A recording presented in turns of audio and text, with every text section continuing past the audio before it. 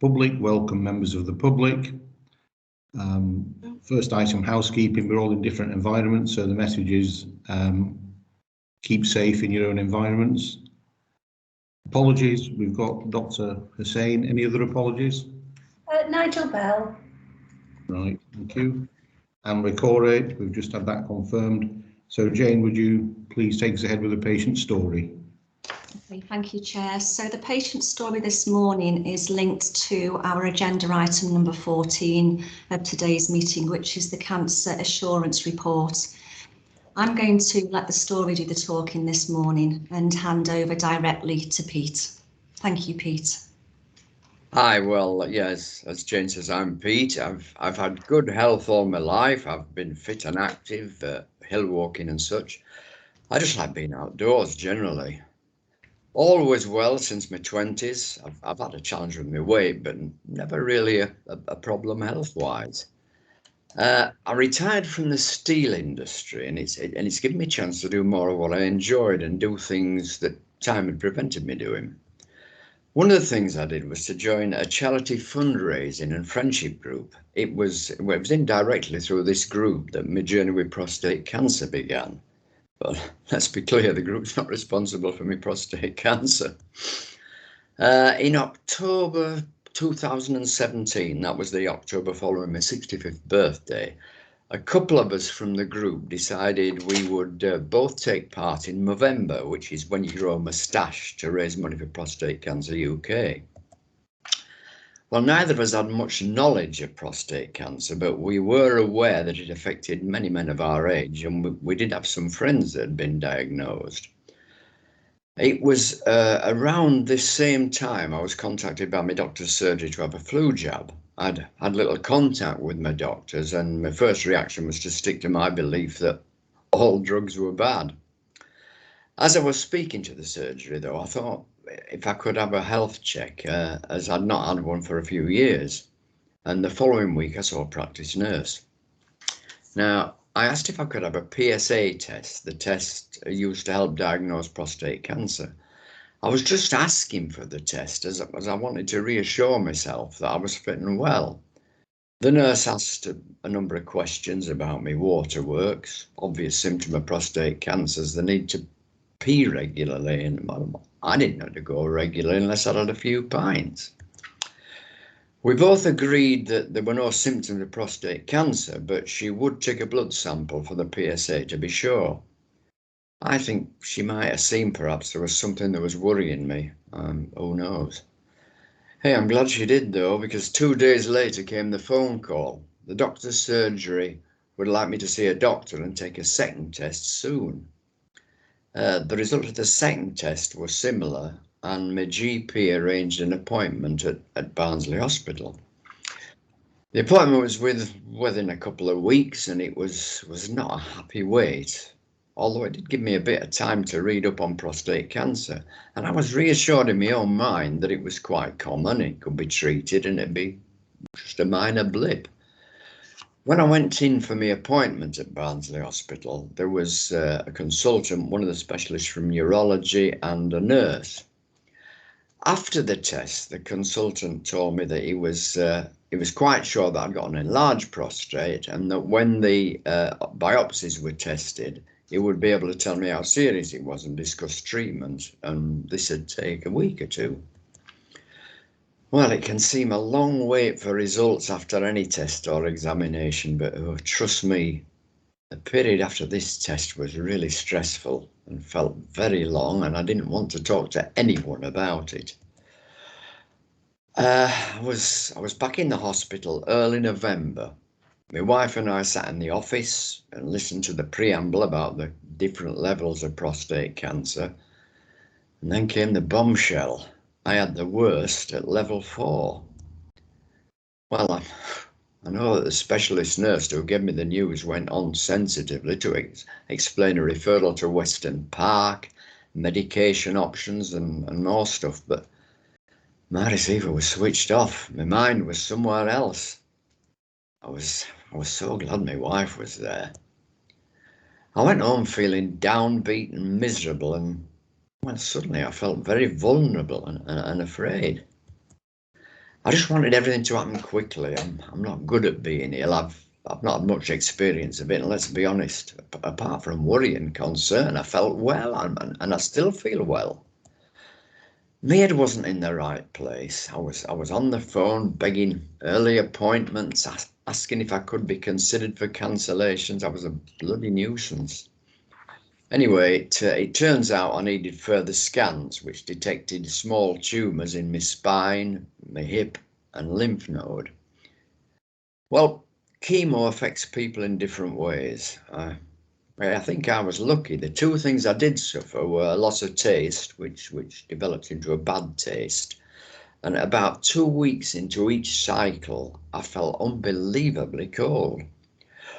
Otherwise, I was fairly active, although I did feel tired.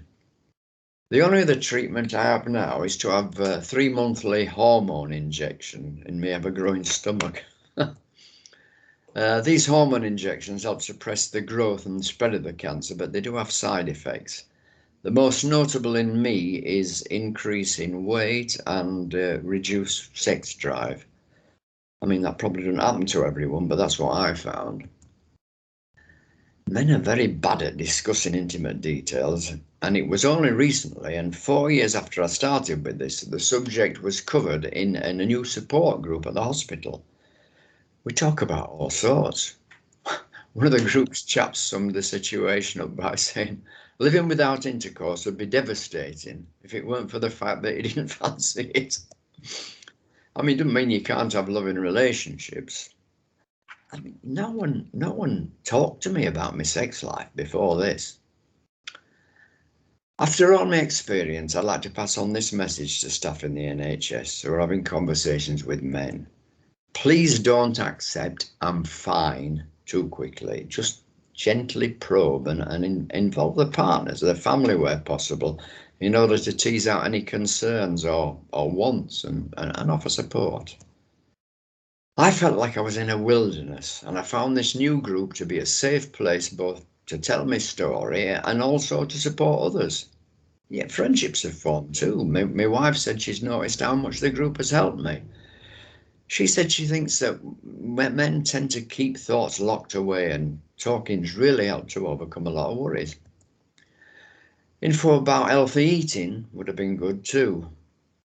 It's 4 years since I was diagnosed with prostate cancer, and I'm still active and involved.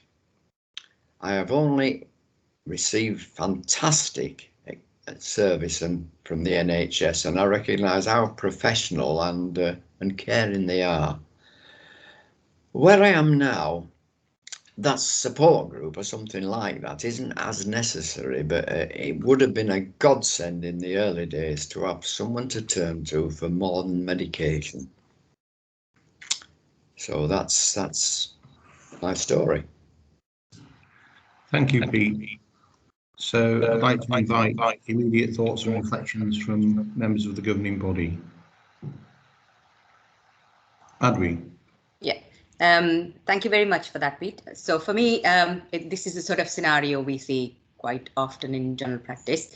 I think what struck me is not the medical side of things, but how sort of having that support and, having that fear of, you've got cancer now, I have to deal with it. And, that little bit of wait until things are sorted and you know where you're going, and the support that is needed during that time. Not necessarily the medical, but other side of things for the emotional support is something that struck me really. And just looking at, is there anything that can be done to sort of help people in that way? Thank you, Madhuri. Mike? Yeah, it underlines what the word fine means, and it stands for F for fearful, I for insecure, M for neurotic, and E for end statement. I want to finish the conversation. And I think whenever a patient says that in any consultation, you just say, well, what does that mean? Because it shouldn't be an ending statement. It should be one that opens up a conversation. Thanks, Mike. Chris? Thank you, Chair. Pete, that outline can be replicated right across the UK, can't it? Mm-hmm. 3 of my friends have been diagnosed with prostate cancer. One, unfortunately, is no longer with us. The other two, one went down to London and is now cured, and the other one went privately again and is sort of cured. My brother-in-law, in fact, is at his doctor's today because he has got a suspected prostate cancer. So we come back. One message I learned when I first joined this organisation, Pete, was prevention.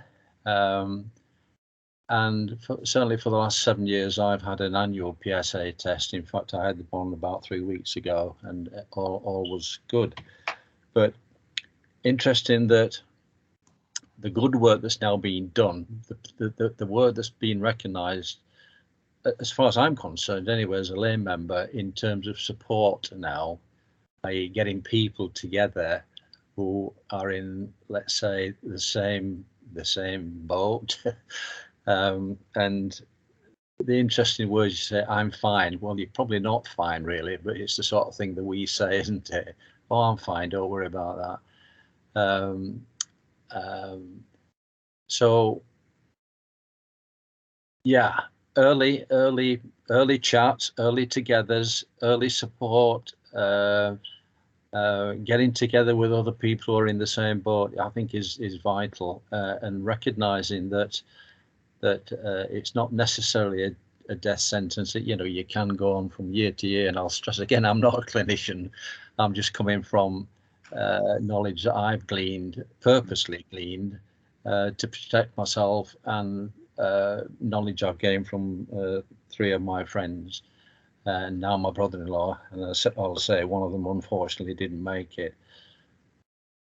So thank you for that. As I understand it, probably Mike can just add a little bit to that, because we were asked not too long ago by a member of the public, what are we doing about prostate cancer? And at the time, there was very little that was being done. But I understand now, Mike, that Chesterfield Hospital have made great strides in looking after people like that. Is that fact or fiction?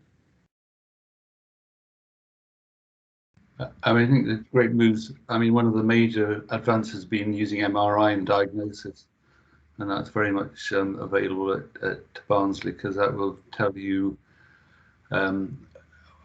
will help to tell you the level and grade of malignancy rather than doing multiple biopsies. Right. Okay. Thanks, Mike. I'd like to bring in Dr. Addy Cunley.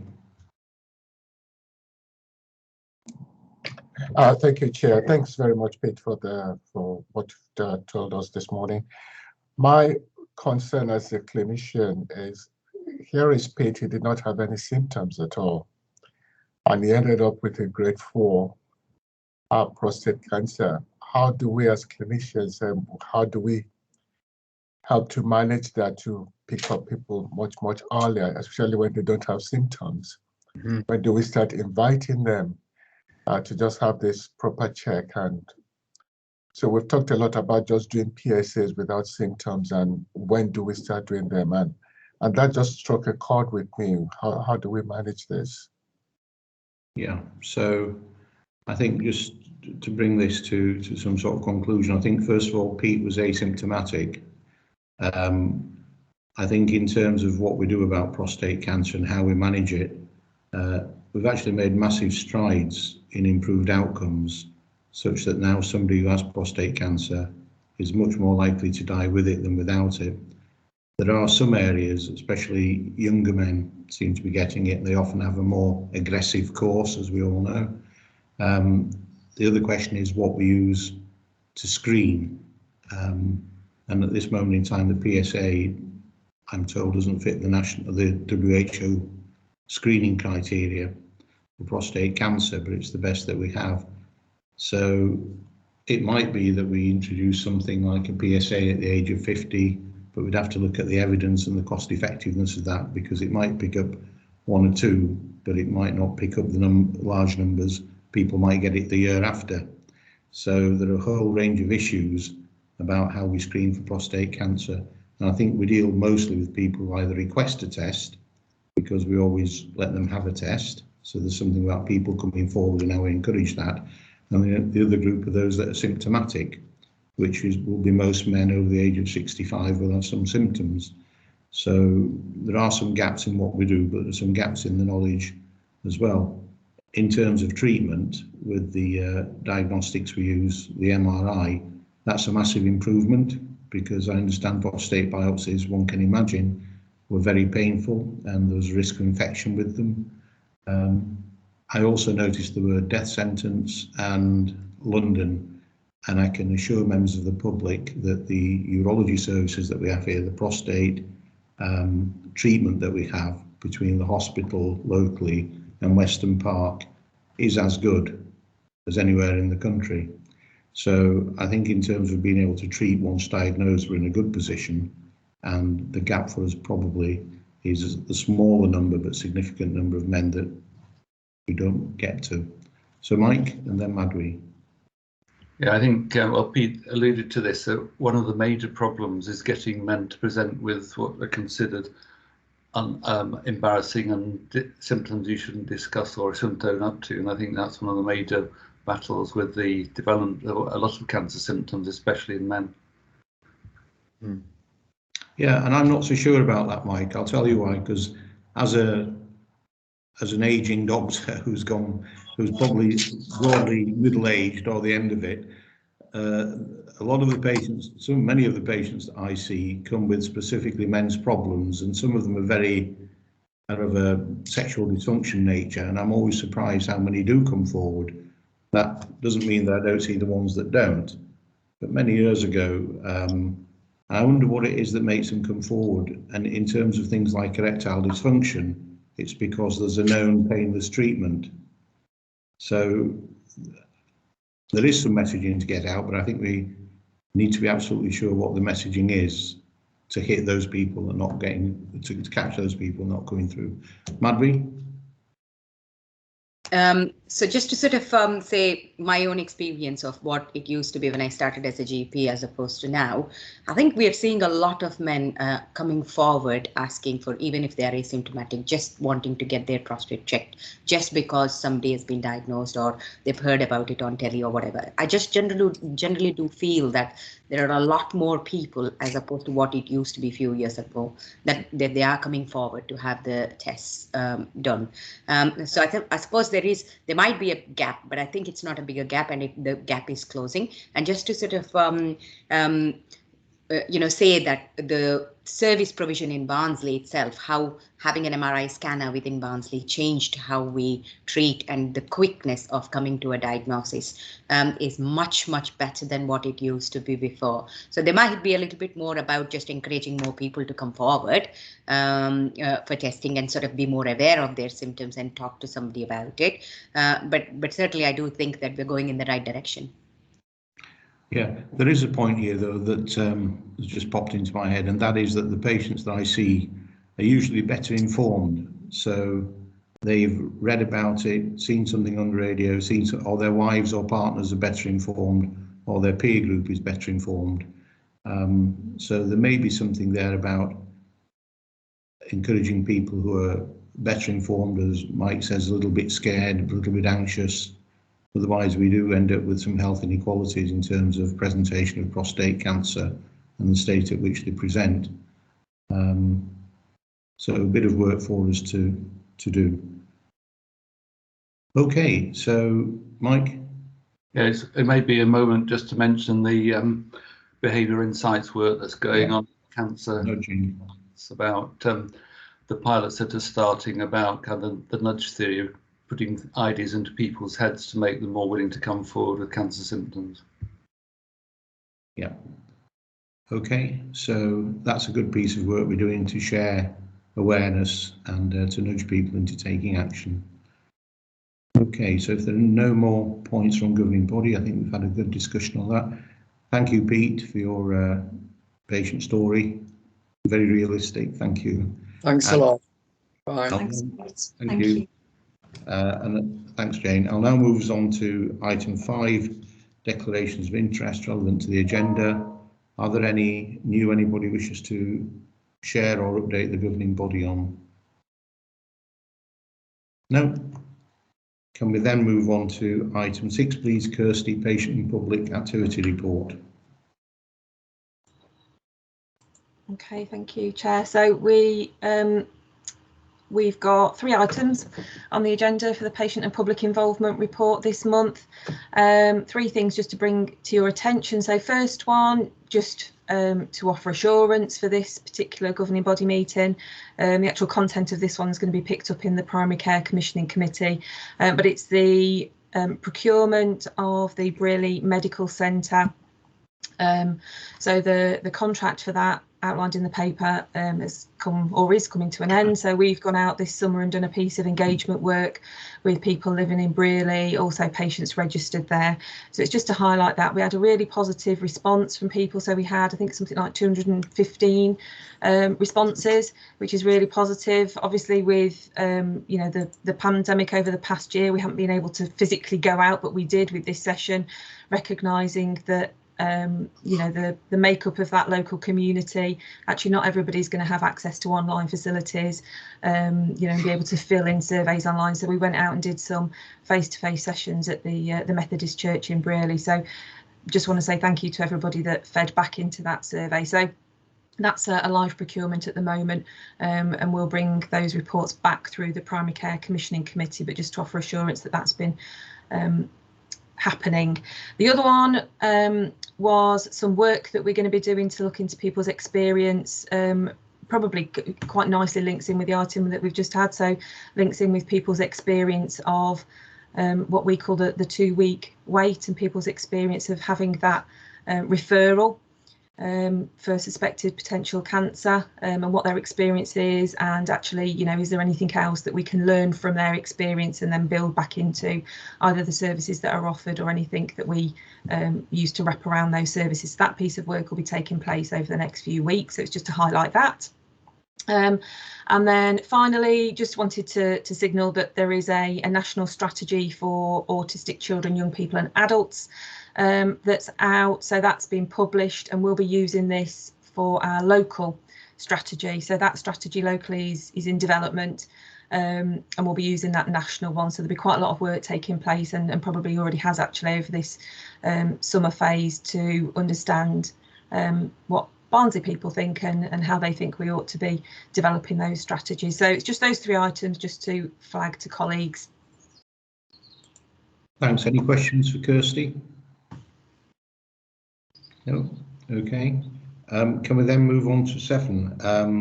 Questions from the Barnsley public. I understand we've had a question, Kirsty. Would you share it with us?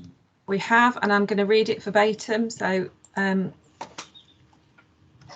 if colleagues can just bear with me just as I get the question. Okay, so this is a question in from the member of the public.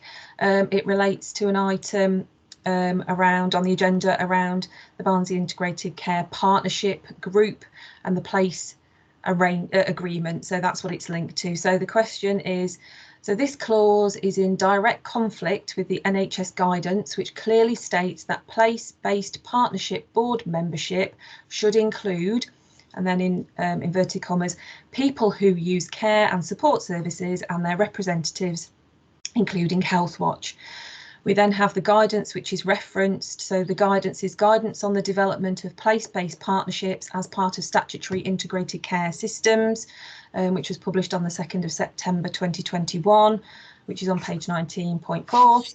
And then the other guidance is the interim guidance on the functions and governance of integrated care boards. And the date referenced is August 2021, Annex 1, page 32. The question goes on to say, at the Health and Care Bill Committee evidence meeting this morning, Mark Cubban from NHSE/I, Chief Operations Officer responsible for this guidance, was very clear that this is a mandatory guidance describing arrangements that are the partnerships must have. The question is, so why doesn't Barnsley have people who use care and support services on the board in that role representing their peers, and why is the Healthwatch chair not a full voting member? And And that's the question, Chair. So, Jeremy, I'm going to invite you to respond. Thanks, Chair. I've got a written answer as well, so I'll obviously get that sent out later. So, thanks for the question. Getting the membership of the local partnership board right is really important to us. So thank you for your interest and for raising the question. The guidance for membership came out around a week ago. This means we now have an opportunity to reflect on that new guidance to see if we're on track ahead of any changes outlined in the proposed legislation. CCG is committed to hearing the voice of people who use services, and we will work with the emerging place-based partnership to ensure that best practice is embedded in future arrangements. Healthwatch Barnsley is indeed a member of the Barnsley Partnership Group, and as is outlined in the guidance, and that will provide a strong start. They don't have voting rights because Healthwatch Barnsley wants to maintain an independent role and voice in Barnsley. So now we have the guidance, we're keen to explore the ways we can bring people who use care and support services and their representatives into that Barnsley partnership, as well as into the forums and working groups which feed into it. And Chair, can I also say I'm really welcome getting a question. I hope we get some more in the coming months. Yeah, thank you, Jeremy. So I think with regard to public involvement and Healthwatch in the changes that are happening, what we do know, of course, is that Healthwatch are a key partner in the Health and Wellbeing Board. We also know that the newly formed Mental Health Partnership in Barnsley, I actually put forward that Healthwatch should chair that to retain an independent overview between providers, commissioners and other parties, and they chair that. Healthwatch have also been significantly engaged in place-based partnership work, but also at integrated care system design work. So the public have been involved through Healthwatch, and we continue to embrace the public in the things that we do and the ways that we manage the changes ahead of us in Barnsley and indeed at System. So thank you, and again thank you to the member of the public that brought this question, and we look forward to more questions and more constructive challenge as we go forward. Thank you. Okay, no other questions, Kirsty, just the one. Yeah. Okay. Can I then ask the governing body to move on to item 8, where we look at the minutes of the clinical commissioning group, the governing body of the 8th of July, and these are here to approve or to seek any points of clarification. Are we happy to approve the minutes? Yes? Okay, so they're approved. That moves us on to item 9, matters arising, where we review the actions that have fallen from the minutes that are completed and any that remain incomplete or not yet completed. Any bits there that people want to pick up? Yeah, I think if my thing on 210715. Thank you. For completeness, presenting that at best late in the month. I wasn't at the meeting 2 months ago, and the thing about clinical quality board is the first thing I've seen about it, and if somebody will tell me where to send it, I'll send it to them.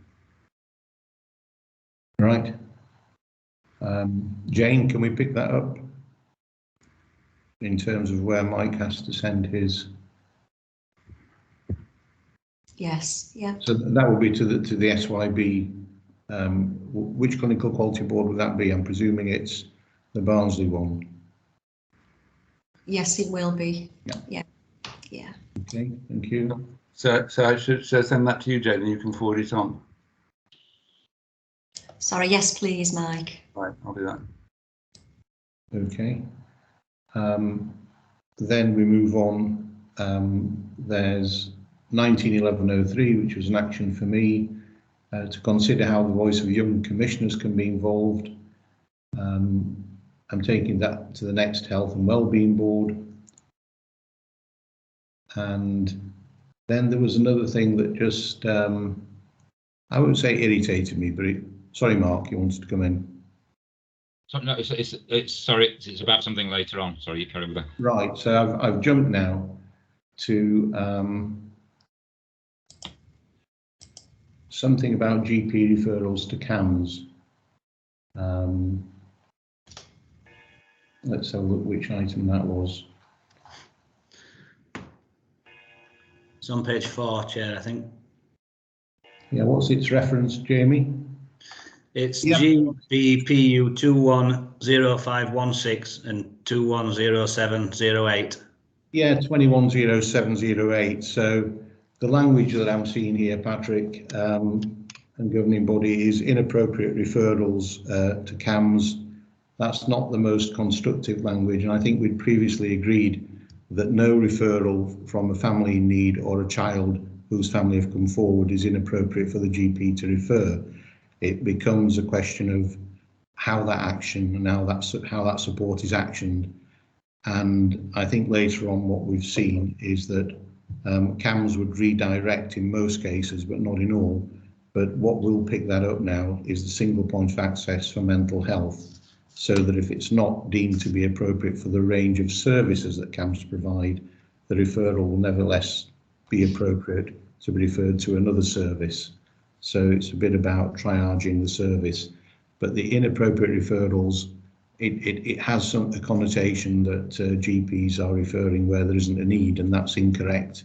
We're referring where there's a need, but the need is not necessarily met by the range of services that CAMS have, that all GPs recognise. So the referral then needs to be redirected, and probably the single point of access will help filter those out. So that should sort that out. Mark? Yeah, I think probably what they mean is insufficient information.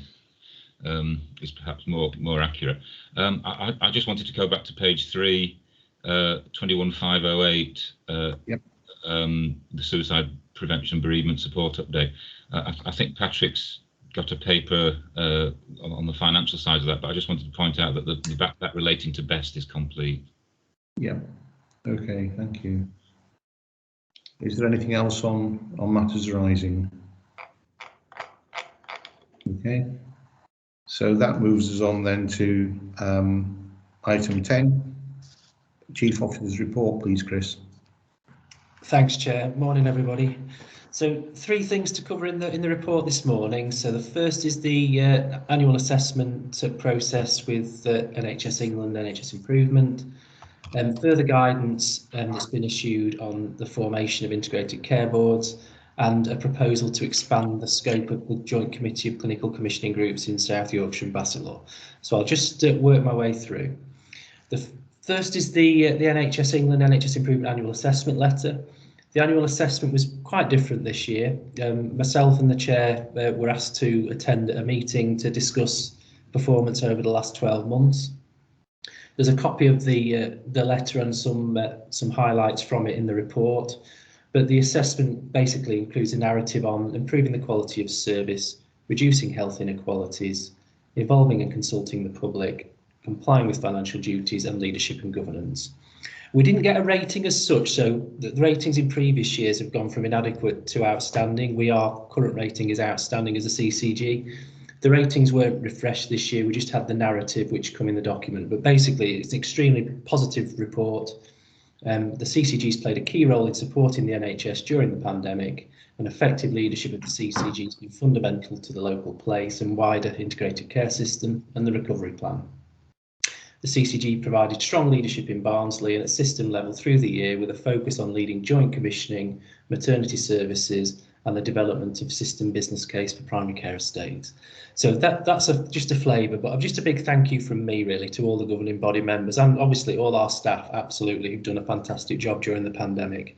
So I think we can take that as real positive assurance as a governing body that we're meeting the requirements of NHS England and NHS Improvement.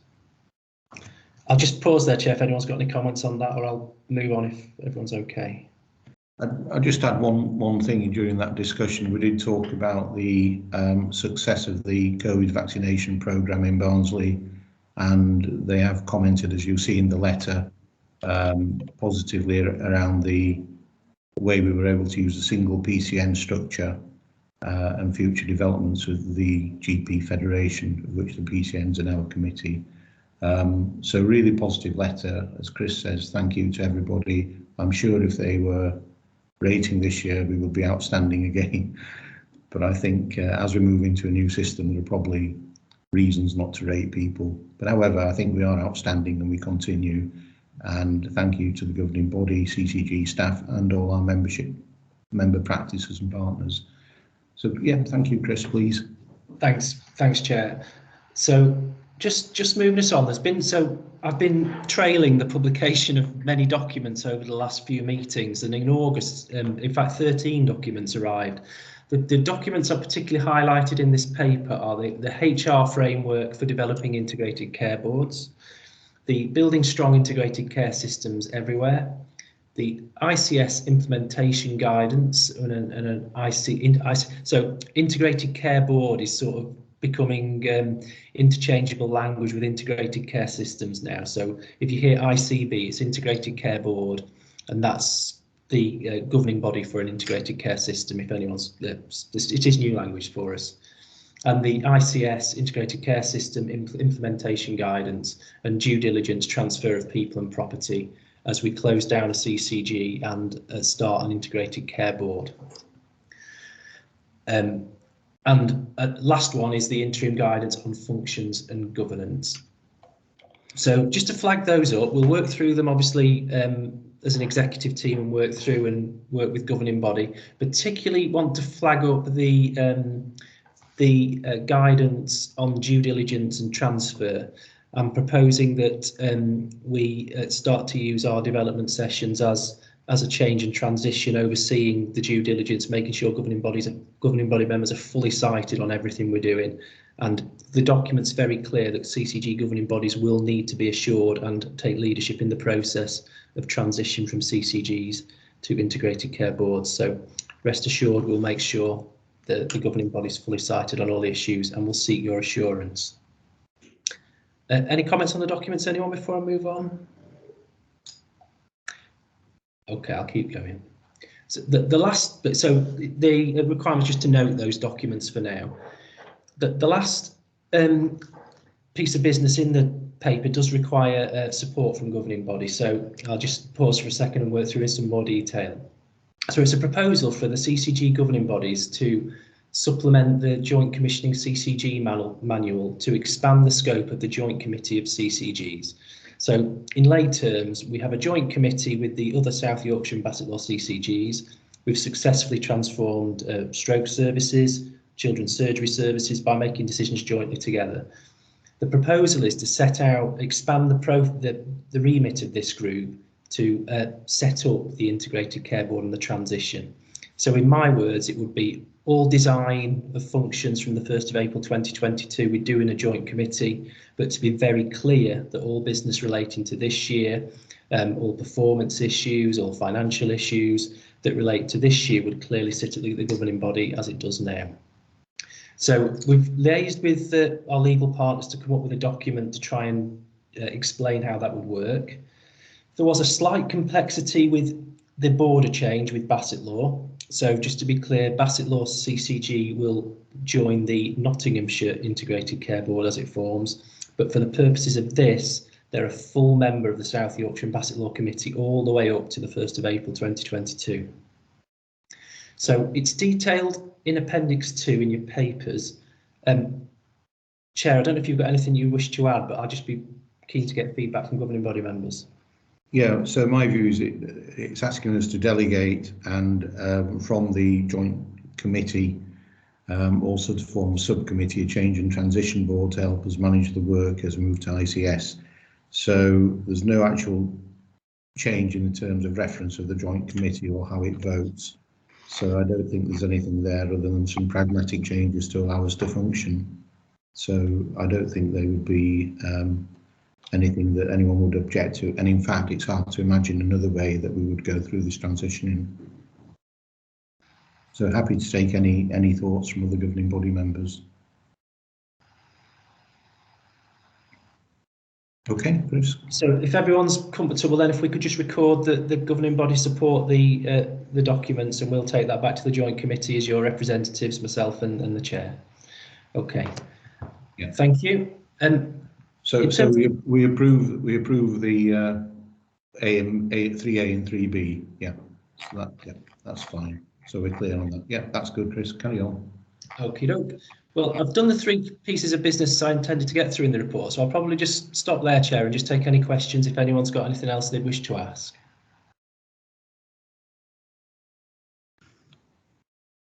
Can't see any hands up, but from my perspective, I would say that using the governing body development sessions, as I outlined at last development session at the end of it, the first one is 30th of September, and we were talking a little bit, and I think Nigel's not here today, but he was talking about the process that the CCG would follow.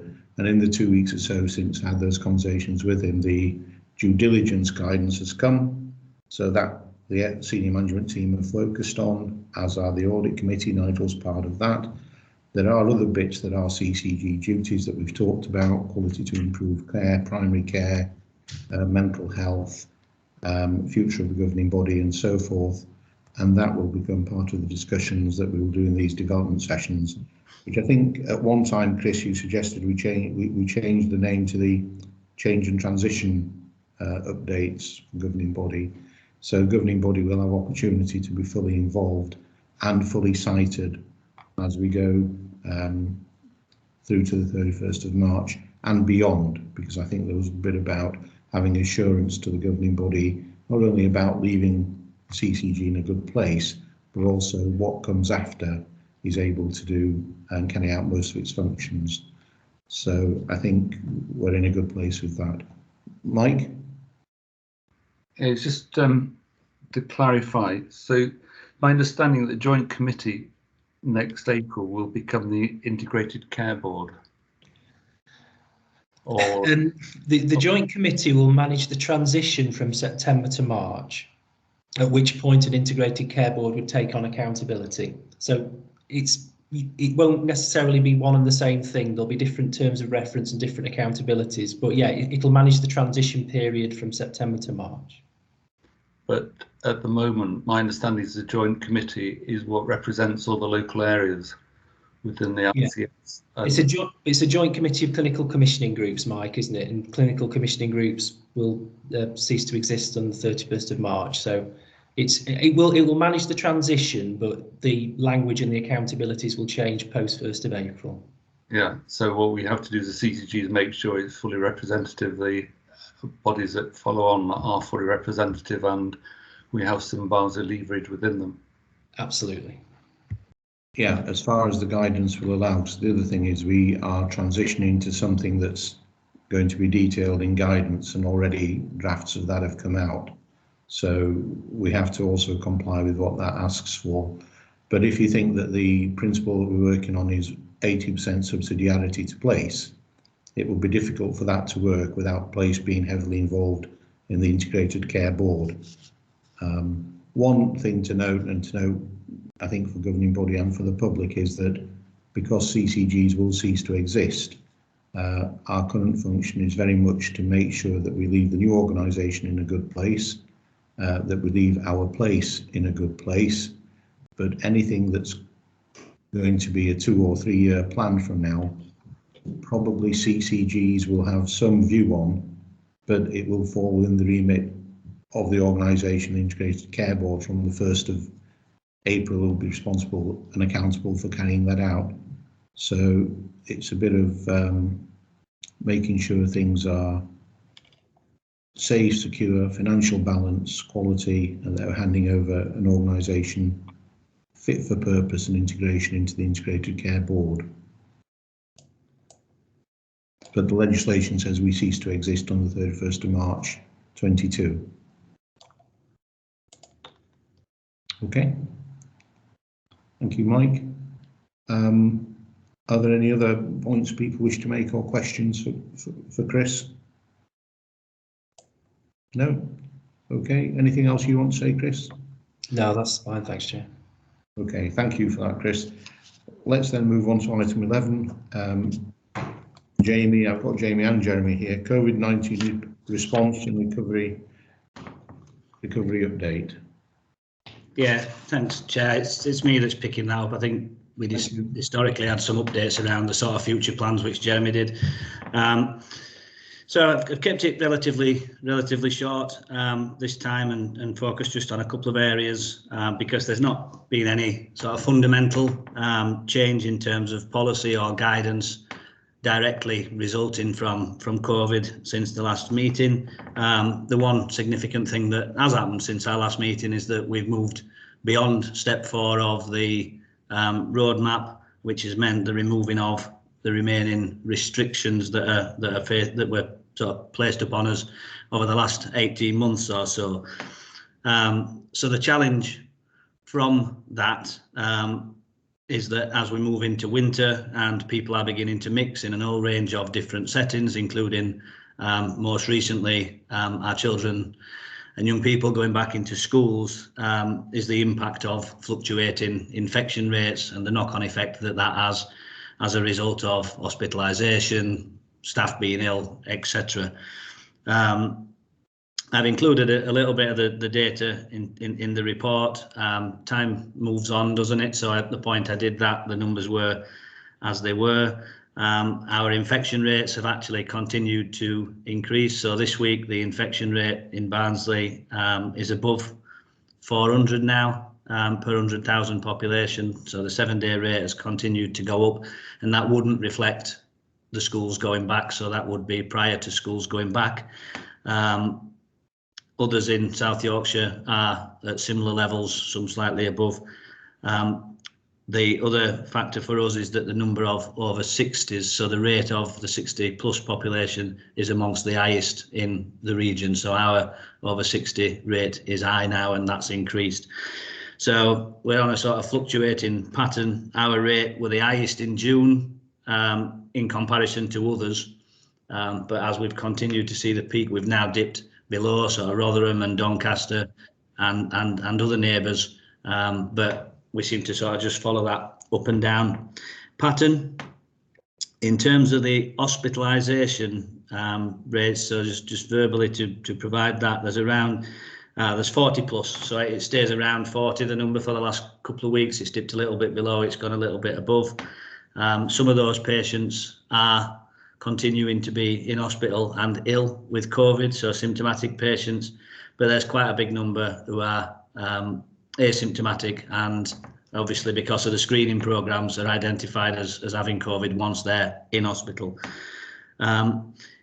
I think it's worth sharing the data that's not specific to Barnsley but nationally is indicating that the numbers in hospital where people are double vaccinated, 80% of inpatients are asymptomatic, so therefore not showing symptoms of COVID. Where people are in and positive and have had no vaccination, it's the other way around. So around 80% are showing symptoms and are in hospital because of COVID. So I think that shows the positives of the vaccine, and that the vaccination programme is continuing to have the benefits and work in protecting, as far as is possible, our population. So that's the numbers, and I guess takes us directly into the vaccine programme. So I've included some numbers in the report. Now, I would say is we continue to have good uptake in Barnsley. We continue to have availability of vaccines every week through a range of different settings, but with walk-in capacity. We've done activity out at ASOS and other venues to try and encourage uptake, and continue to work with the council to engage with all of our local communities to encourage them to come forward. We began during this month, or so last month, this month offering a third dose to a small cohort of patients. So we're just trying to identify and bring in people who are going through transplant surgery, and another small number of instances where people have been approved to have a third primary dose. And during August, the PCN sites also commenced vaccinating 12 to 15-year-olds with specific clinical conditions, and all 16 to 17-year-olds. And whilst that's only been a few weeks going on, there's around, now I think I said 40% in the report, but there's around 50% now of that cohort had their first vaccine. So So the younger people have been coming forward, and there's been a meeting this morning with Barnsley College to work with them to go in and do some pop-up sessions in Barnsley College. We'll do likewise at Penistone Grammar as well, where we've got sixth form, which will give us an opportunity to talk to and hopefully vaccinate another big chunk of our population who may not have come forward. So that's where we are in terms of the programme. A couple of areas that have started to emerge, and I'll just give a brief update on. So there was suggestions around a wider booster campaign taking place during autumn. That has not yet been confirmed by JCVI or the Chief Medical Officers, so everything is in place, ready to go. All of our practices have signed up to continue delivering the vaccine programme, working with BHF as the PCN. So we've got the sites available for us to continue, and that's all in hand, but we've not yet had the go-ahead. And then the second, which is more recent and just emerged over the last couple of weeks, was potential to deliver a programme for 12 to 15-year-olds, healthy 12 to 15-year-olds, so not the ones who have previously been approved. And again, the planning has taken place, being led by Swift as our school-age vaccination provider. They've been working really closely with all of the schools to identify space, times, etc. But as you will probably have seen last week, the JCVI guidance came out that didn't explicitly recommend moving to a full programme for 12 to 15-year-olds for the sort of medical reasons. It did leave open the opportunity for the Chief Medical Officers and the government to consider whether it may be viable to run a programme to help to protect our children and young people and their families and prevent them potentially missing additional school, because if they're double vaccinated, they wouldn't have isolation and other things to follow through. But again, we've not had any confirmation yet as to whether that will or will not go ahead. Everything has been done that it's been possible to do to plan for that, to make sure that we've got staff across Barnsley trained to vaccinate children and young people, to make sure people have done their competencies. So should we be asked, we will be ready to go, working in partnership with Swift on that one. And that's probably all I wanted to share in respect of the COVID update. I'll take any questions. Okay, any questions for Jamie? Well, Jamie, I've got a couple of points if you that I think we should make really. And the first one is we're seeing high infection rates, 400 per 100,000. Now, what your report details are hospitalisations and hospital workload, because we have the data for that. I think it's really important that the public also understand that many patients with COVID are not hospitalised. The vast majority are not. These are dealt with in community and primary care, and community and primary care are stretched to beyond capacity currently dealing with these patients. Secondly, there are a number of patients who are admitted with COVID and then discharged, and increasingly we're seeing that they're having some levels of morbidity after discharge. These again are managed in primary care and with community care. So the load across the system is being borne not just by the hospital and hospital staff, but by primary care, community and their staff. And at the same time, we're facing a big demand to increase the number of people we see face to face and to go back to more routine work. I think in view of that demand, I think it's important for the public to understand that GP services are open, we're doing everything we can, but we have to proceed in a way which is safe for the public and also safe for staff. So as soon as we can get to those levels of safety and perhaps see more people face to face, we will do that. However, I would assure the public that currently there is access to GPs and the GPs and community care as well are doing the best to get to people as soon as they can, as appropriately as they can, and to get them the right care at the right time. So that's one thing that I think is really important. The second thing that we need to understand is that we're very fortunate with the PCN Modelling Federation and its support from primary care, but there are a number of challenges that lay ahead, where in the first part of September and already we have uncertainty about a group 12 to 15. They may well be vaccinated outside primary care, but the mop-up will probably fall to GP practices. Then there is also the uncertainty about whether we give boosters. We have to go ahead with flu vax. One thing that would have been really helpful, if it had been possible to do, would have been guidance on giving the flu vax and COVID together, not needing a separate appointment 7 days later.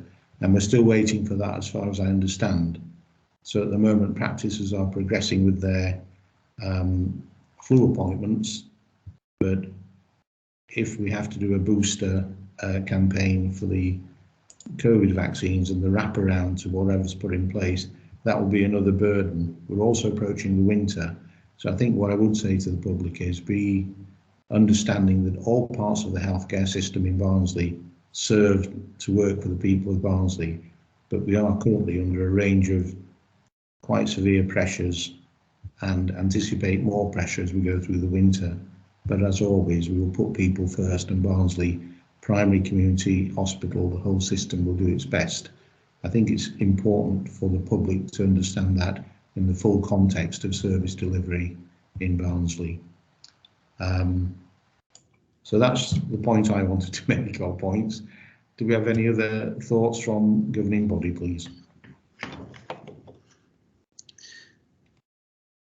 I think, Nick, the point around primary care and community absolutely is valid, isn't it? And maybe in future I'll try and just bring a little bit of that in, just for governing body and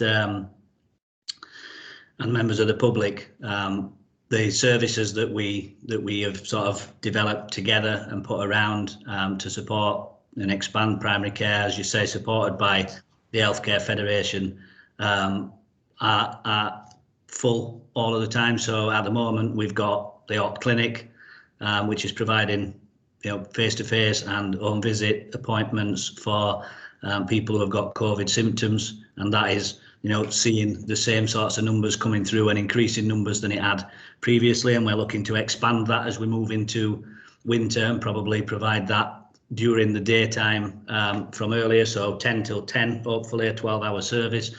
I said the home visiting is still doing that. The extended hours, we're still seeing very high uptake in services and utilisation of appointment, and obviously in practice itself, everybody is seeing higher numbers of appointments now as everybody is sort of coming back. So yeah, it absolutely goes across.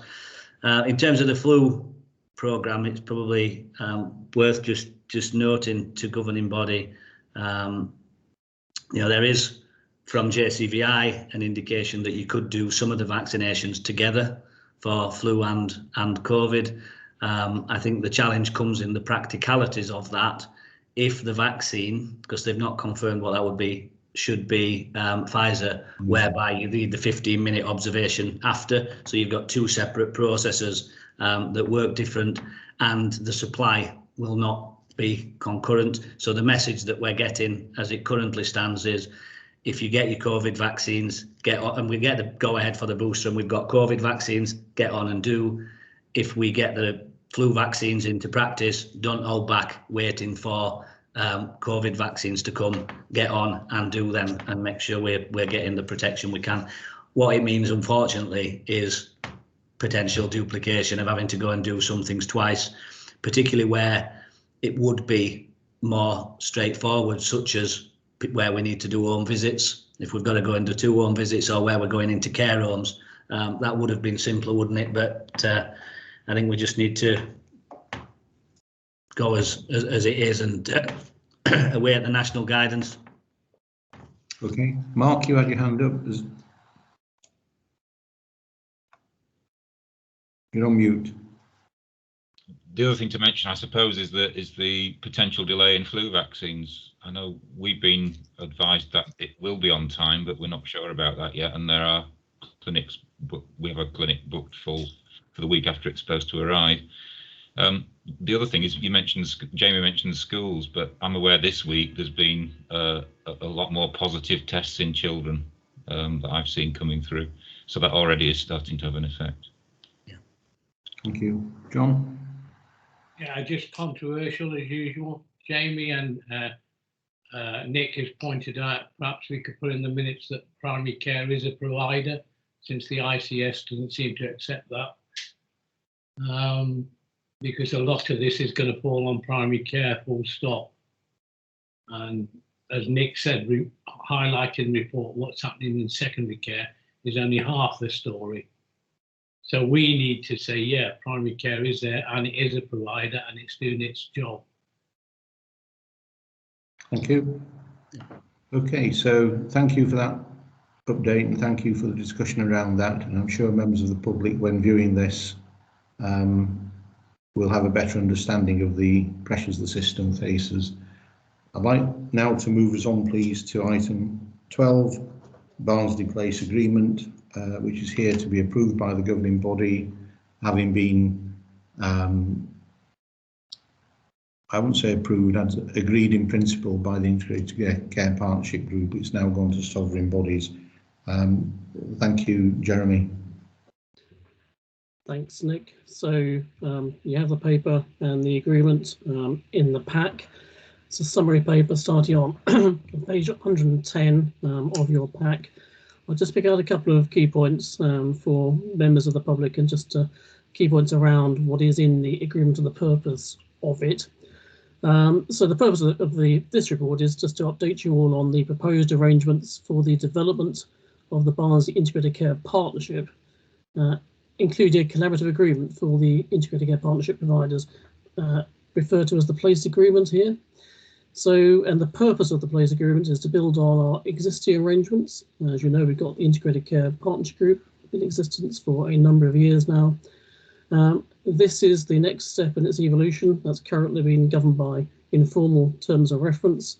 This now puts it onto a more formal footing, with the intention clearly to move us towards the 1st of April 2022, when we have a place-based partnership as an integral part of our South Yorkshire ICS.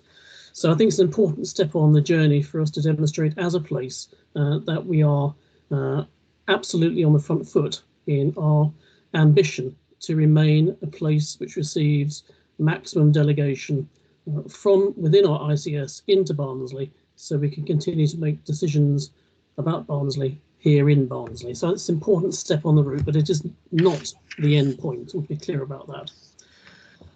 So the proposal, as you can see, is entered into by members of the Integrated Care Partnership Group. So that's the CCG currently, the council, the hospital, SWIFT, the Healthcare Federation, importantly representing primary care, alongside the CCG currently, hospice, Barnsley CVS, and Barnsley Health Watch. Although, as I've said in the earlier answer to the question, Health Watch are there, very much a valued member of the group, but want to maintain an independent stance within that, independent voice within Barnsley in the future.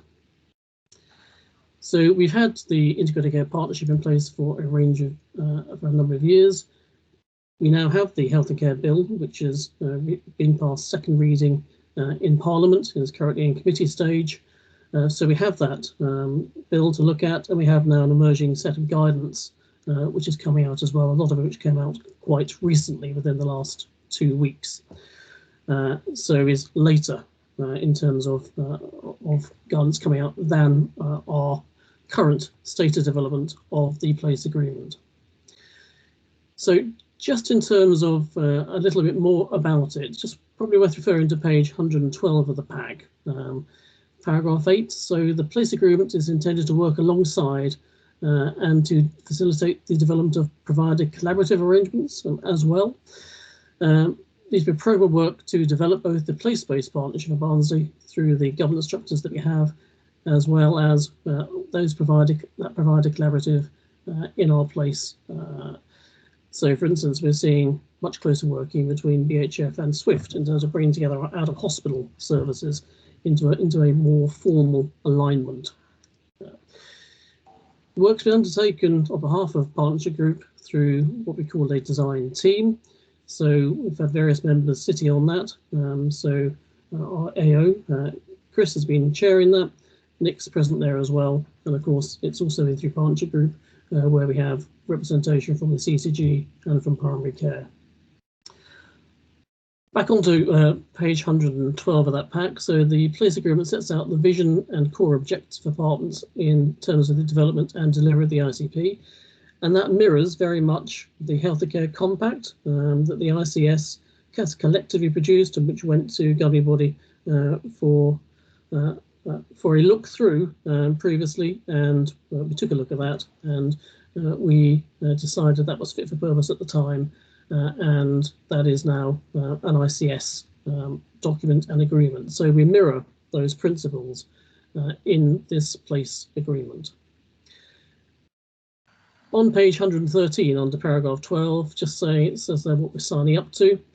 So each partner who signs up to the place agreement agrees to collaborate with the other partners to deliver the vision, objectives and priorities, and to act in accordance with the agreed collaborative principles. So it provides a framework for partners to make aligned decisions respecting existing statutory duties and functions of the partners. And as a framework, the place agreement is designed to be flexible and to evolve over time. And that's obviously particularly important because we've got a year of transition moving up to April 22. In the process of formalising that place-based partnership, clearly further guidance is emerging around how that place-based partnership is expected to function. And for instance, back again to the questions put by a member of the public, what the membership of that group should be in the future. Paragraph 13, just noting what it won't do. So it does not override the existing statutory requirements, duties or governance arrangements of the partner organisations. It doesn't change or replace any existing service contracts, doesn't pool any funds, and it doesn't transfer any staff. Currently, we're thinking that it should have a 2-year lifespan, and we will review the place agreement in Q4 of 21-22 to make sure it continues to be fit for purpose as we move towards the 1st of April 22 and the new governance arrangements that have been set out. So I'm not going to go through the place agreement in detail. I think I pulled out some of the rationale for it, the purpose of it, and some of the key principles and what it will and won't do. And now I'm going to ask Nick, perhaps, whether you want to add to that and see whether we can get governing body to approve the place agreement. Yeah, I think the place agreement is something that allows partners to work together, allows partners to respect each other and develop outcomes for the people of Barnsley. I don't see anything in there that is controversial, or that if we were to rewrite it, we wouldn't be using very similar language and making the same points. So I feel comfortable with it as a place agreement for the range of partners that are signing up to it. So that's my view on that. So happy to take any thoughts at this point on that. Jeremy and I can take them. But I think overall I'm quite happy with this. We've done quite a bit of work on it. Chris and I have been involved, others have been involved. I don't think it presents the CCG or any of the partners with any threats, but it does ask them to work together. And the point I would make is there is paragraph 8 on page 131, problem resolution and escalation. I think this is important for every partnership. The partners agree to adopt a systematic approach to problem resolution. So, you know, this no blame culture, they did this, they're not doing that. I think it's really important for all partners and for us to be cited on that. 8.11 the partnership seeks solutions without apportioning blame. I think some of our partners should read that. 8.1.2 is based on mutually beneficial outcomes. That's a sensible working principle if we include the public in that. 8.1.3 treats the partners as equal parties in the dispute resolution process. 8.1.4, I think this is really important and really valuable to have in, the partnership agreement contains, place-based agreement contains a mutual acceptance that adversarial attitudes waste time and money, So I think those four things for partners, if they do have differences within the integrated care partnership group, should just reflect on that, because this is a collective way, a collaborative way, not a competitive way, and not an adversarial way of working. So within the context of where we are in the Barnsley system, personally as chair, I would recommend this to governing body, that we approve it and move forward with the place-based agreement and place-based developments. Happy to take any questions. Okay, so I think at that point, governing body can formally approve the place-based agreement.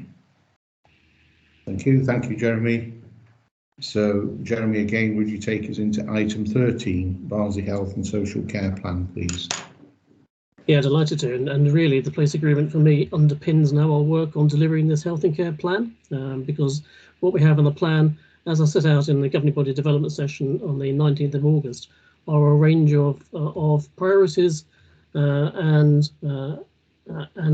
agreed actions that we can only deliver as a partnership rather than individuals working together.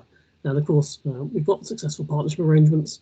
They've been deepened due to the crisis over the last 18 months. So I think we're in a good place to take this forward. Now, the plan's been co-developed by us all partners. So that's really important to understand. And I think that's why, again, I think it formed a stepping stone to moving towards that place-based partnership arrangements. It's been looked at, obviously, and endorsed in principle by the Integrated Care Partnership Group. And also it's been to governing body development session, where I think you were happy to endorse it at that point as well. And it's been to the local authority, BNBC, into the Purple Cabinet, where again it was endorsed there too. There are 8 priorities set out within it. I guess what I want to do now is direct governing body perhaps to some slides that we didn't have when I spoke to you last. So we have some summary slides starting on page 177 of the pack, which try and take the plan and simplify it and turn it into something that is more easily understood and digested rather than the detail of the plan itself. So what we've got there is kind of better together, the Barnsley approach, underpinned by teamwork, underpinned by removing barriers, and by encouraging and supporting our communities to become even more thriving communities than they are now. And some of that is work that we've undertaken, for instance, in the Dearn, where we've been working for quite a while now to really understand, not from top down, but from bottom up, via our community researchers there, what's important to the people of the Dearn and how they can learn about how to access the services that already exist there. And that's also true for our healthcare professionals. Sometimes the full range of services that we have on offer isn't always as clearly apparent as we might want it to be. In terms of those priorities, they're set out on page 178. We have 8 priorities, starting with our sort of COVID-19 vaccine rollout. That's clearly our priority. And this, I should have said, this plan is really for 21-22, and we will revisit it and update it for 22-23 and beyond over the course of this year. Really important that we collectively understand what we're doing around early help for young people and families. For me, one of the underpinning priorities for our partnership work is to bring together some strands of work which are really well run, a really clear set of priorities, but we're not necessarily as visible, perhaps, to us all as we might like. And some of that, I think, is true for some of our work with children and young people. Really great work with the Children's Trust, but now putting that into our partnership so we have some collective oversight of what's happening there. Other priorities are accelerated recovery of planned care, joined up care and support in thriving communities, and that's kind of underpinned by our new Care Closer to Home board, responsive care in the crisis, strengthening our partnership for the future, looking after our people, because we've all been through a difficult 18 months, and we want to make sure that we are learning from that, able to support our staff and colleagues as best as we can, and crucially make sure that we have robust recruitment in place to develop the best staff into Barnsley and to ensure that local people are encouraged to join our healthcare system as staff and colleagues in the future. And then again, back to bringing things together, we have a mental health alliance, as Nick as you said earlier, chaired by the chair of Health Watch as an independent chair. Again, wanted to bring that back into our plans. So mental health is always in our thinking as we meet together in all our transformation boards. We focus on physical and mental health at the same time. We've got some principles of involvement, which are set out on page 179. These have been endorsed by our partnership group as well. So have a strong local focus on work on both strengths and solutions with local communities, value equality and diversity of local communities, make sure information is accessible and jargon free, ensure that everyone has a voice and we listen and learn from our staff communities, involve the right people at the right time and come to you, and keep it simple and honest about what you can influence and avoid repeating the same conversations and clearly be open and transparent. Some of that's been difficult over the last 18 months as we've had to live with some restrictions on the way we can interact both with ourselves, colleagues and with patients as well. It's our intention absolutely to move particularly into refreshing this plan for 22-3 and beyond to have a even more robust engagement and listening and learning process to underpin the next stage of our plan development. Nick, I don't think I want to say more than that at this point, but happy to have questions, I guess. Yeah, I think that would be a good point to take questions. Good piece of work, very comprehensive. So, do we have any thoughts, questions from myself or Jack? Mike? I mean, my work in literacy with kids from deprived backgrounds underlines how their future is determined before they hit nursery. I think if you read around the subject, then their future health, socialization, economic output, economic future, and also their education is really determined before they hit nursery. And it's therefore a bit disappointing that we have helping them to have a good birth and then picking them up when they have mental health problems. I would encourage in the development of this group that key area of 0 to 2.5 is picked up as a way of supporting parents, often single mothers from the more deprived areas, to help them to improve their children's future. Thanks, Mike. I'll feed that back to the children's group. I hope they're already aware of it, but I'll make sure that it gets fed back. Yeah. I think that is picked up, prioritised in the health and wellbeing strategy refresh. I think that's the document that I've seen recently about Barnsley being the best place to be born in and to grow up in. There's quite a bit of emphasis and focus on there, in there rather than I saw recently.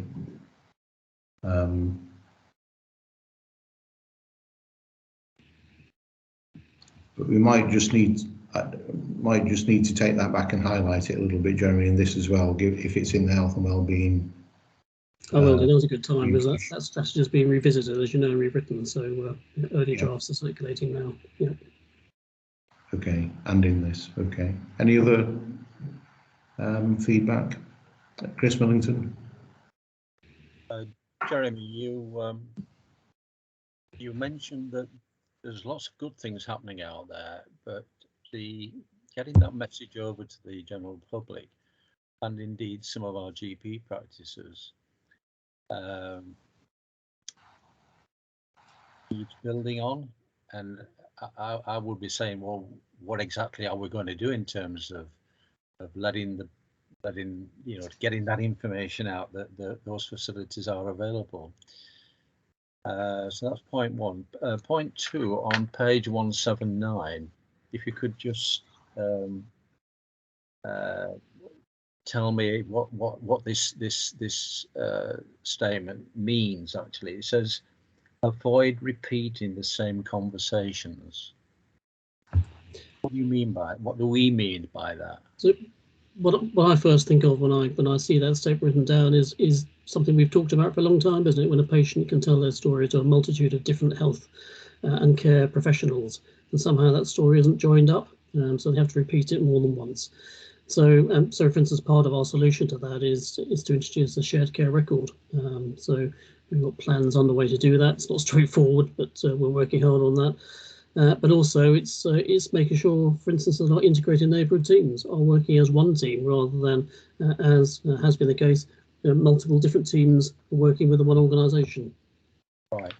Okay. Okay. I think if I can just come in there, so I picked this up as well, Jeremy, because it's in the bit about involving the public.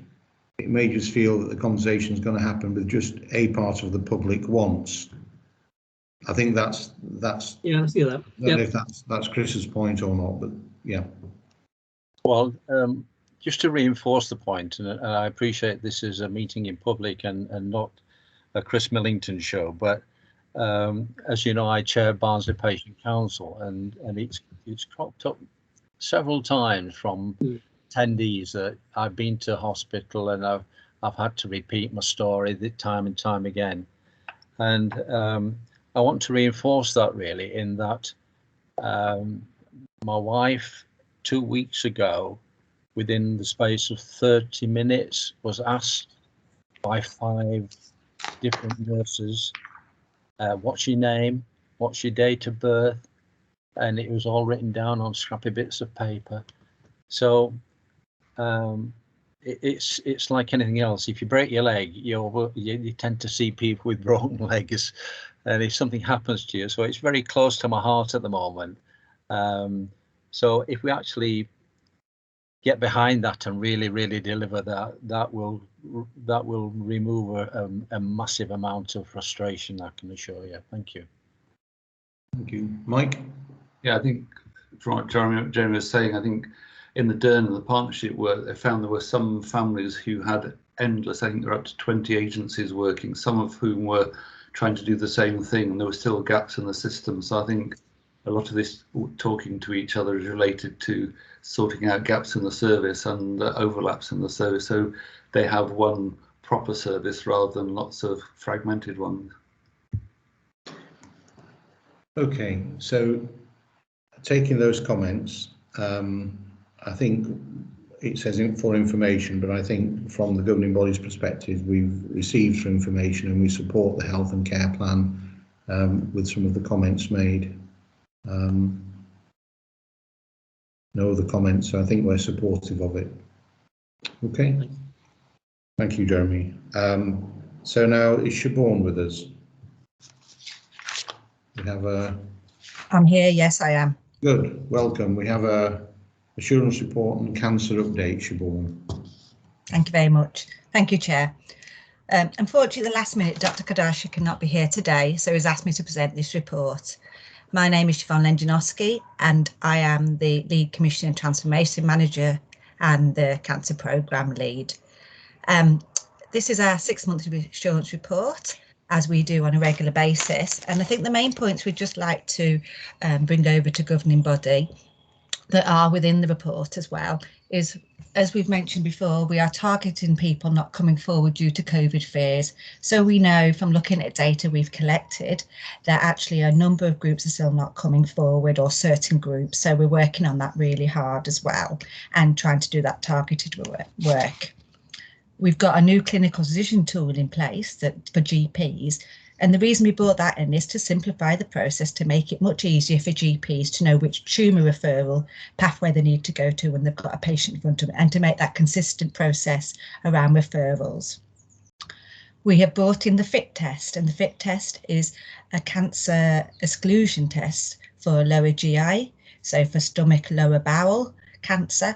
And what happens now is you can have a very simple test done that you do at home, and within about 48 hours you'll know if you've got cancer or not. And so that really has reduced the number of people who need to go to hospital, which is then reducing any pressures we have in the hospital at the moment around the cancer pathway.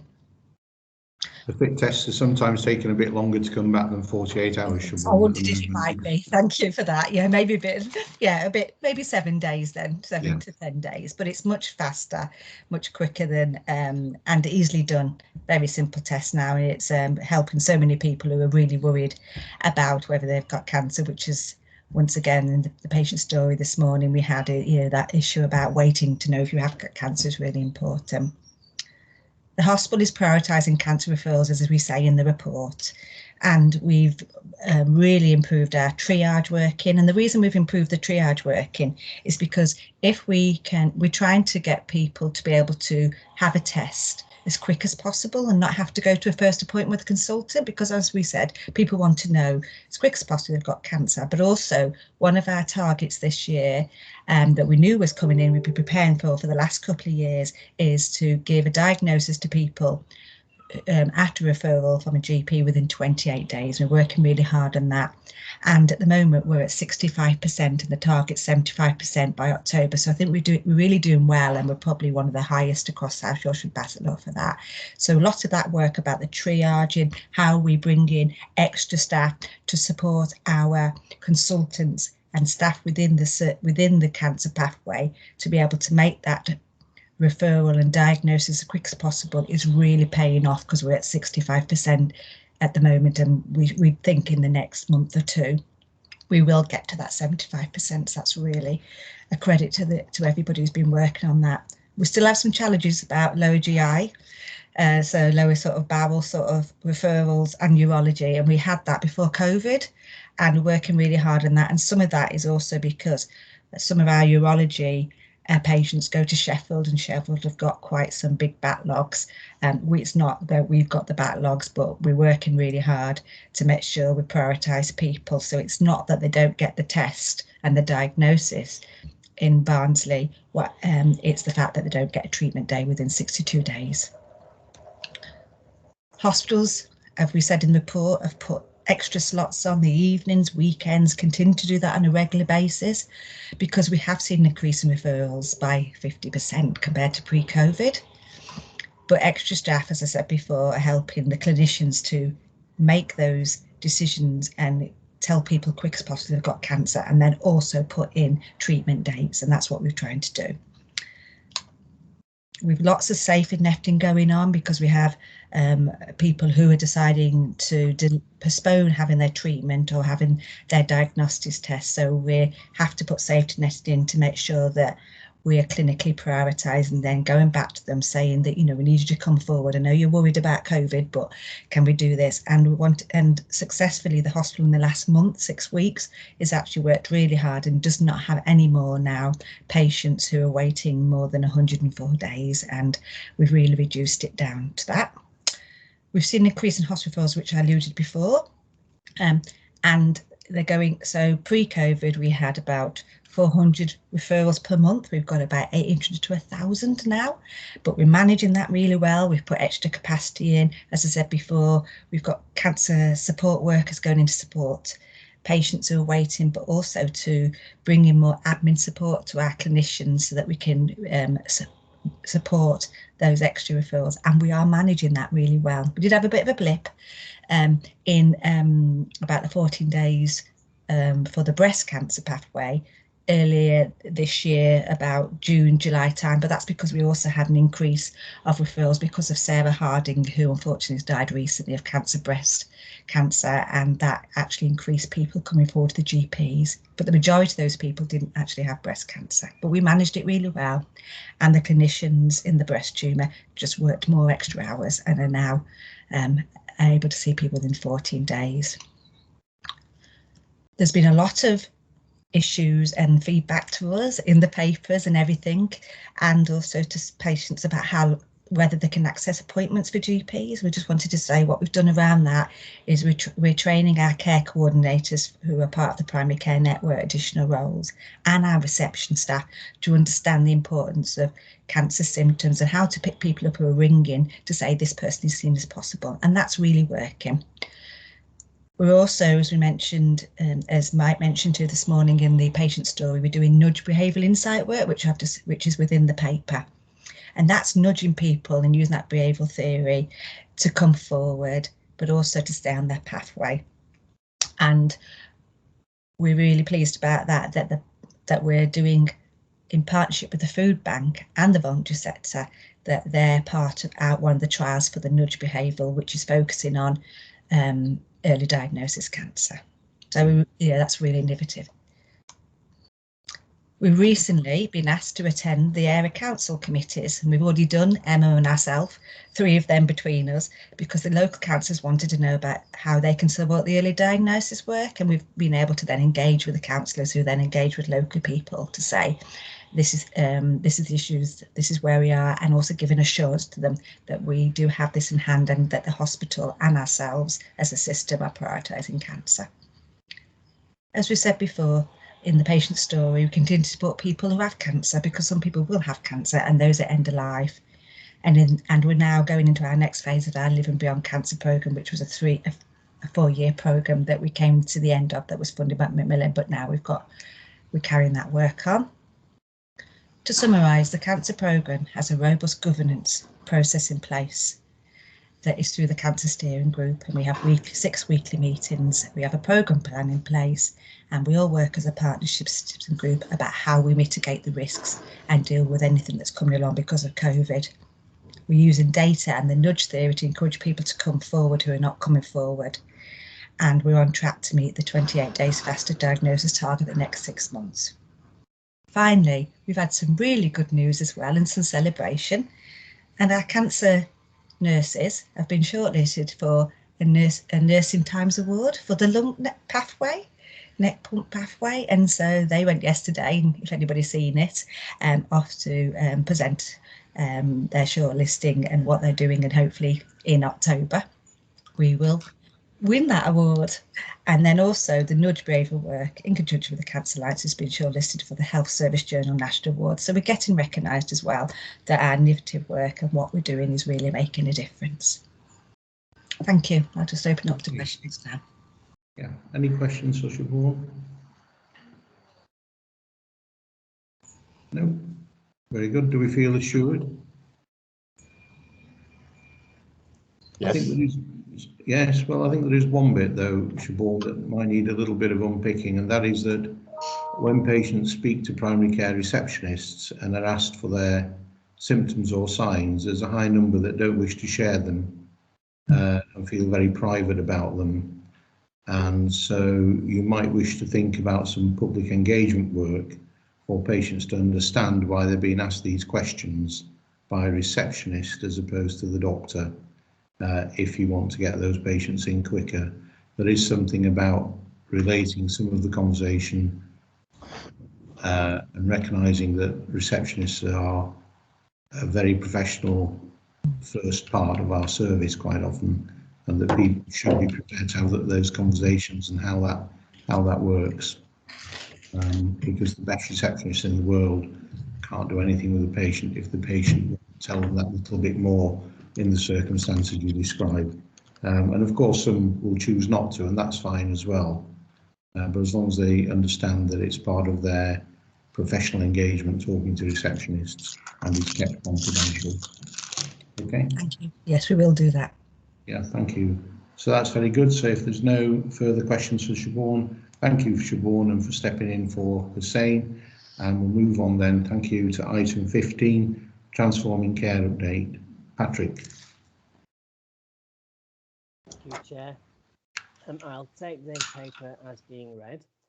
Hopefully the paper provides the members with the right level of assurances that in spite of the challenges that the current pandemic brings, that the mandated quality assurance visits are still being undertaken. So that is that each adult in an inpatient setting is seen at least once every 6 weeks as a minimum, and that each young person in an inpatient setting is seen at least once in every 4 weeks. So those have continued to happen throughout the pandemic. Face-to-face more so recently, but they have been happening via sort of video consultation, etc. I think the paper also highlights the significant amount of work that's actually undertaken to prevent admissions in the first place. And we can see this by the numbers of care and treatment reviews that have been undertaken, and also the care education treatment reviews that are undertaken. So these sort of multidisciplinary discussions are quite in-depth, and they happen over a couple of days. So they're not just sort of 1 or 2 hour meetings, and they really do sort of consider all of the appropriate sort of levels of support that the person may need in the community, and the outcomes are really positive, as we can see by the relatively low numbers of admissions that take place. In terms of service development, members will be aware that the The assessment and treatment unit provision has been redesigned recently, and that is working reasonably well at the moment. There are a number of developments to try to increase the market development, as it were, both within Barnsley and also within our sort of neighbouring localities. And this is because there's a very limited number of these sort of specialist placements, which are for some very complex and challenging people with behaviours.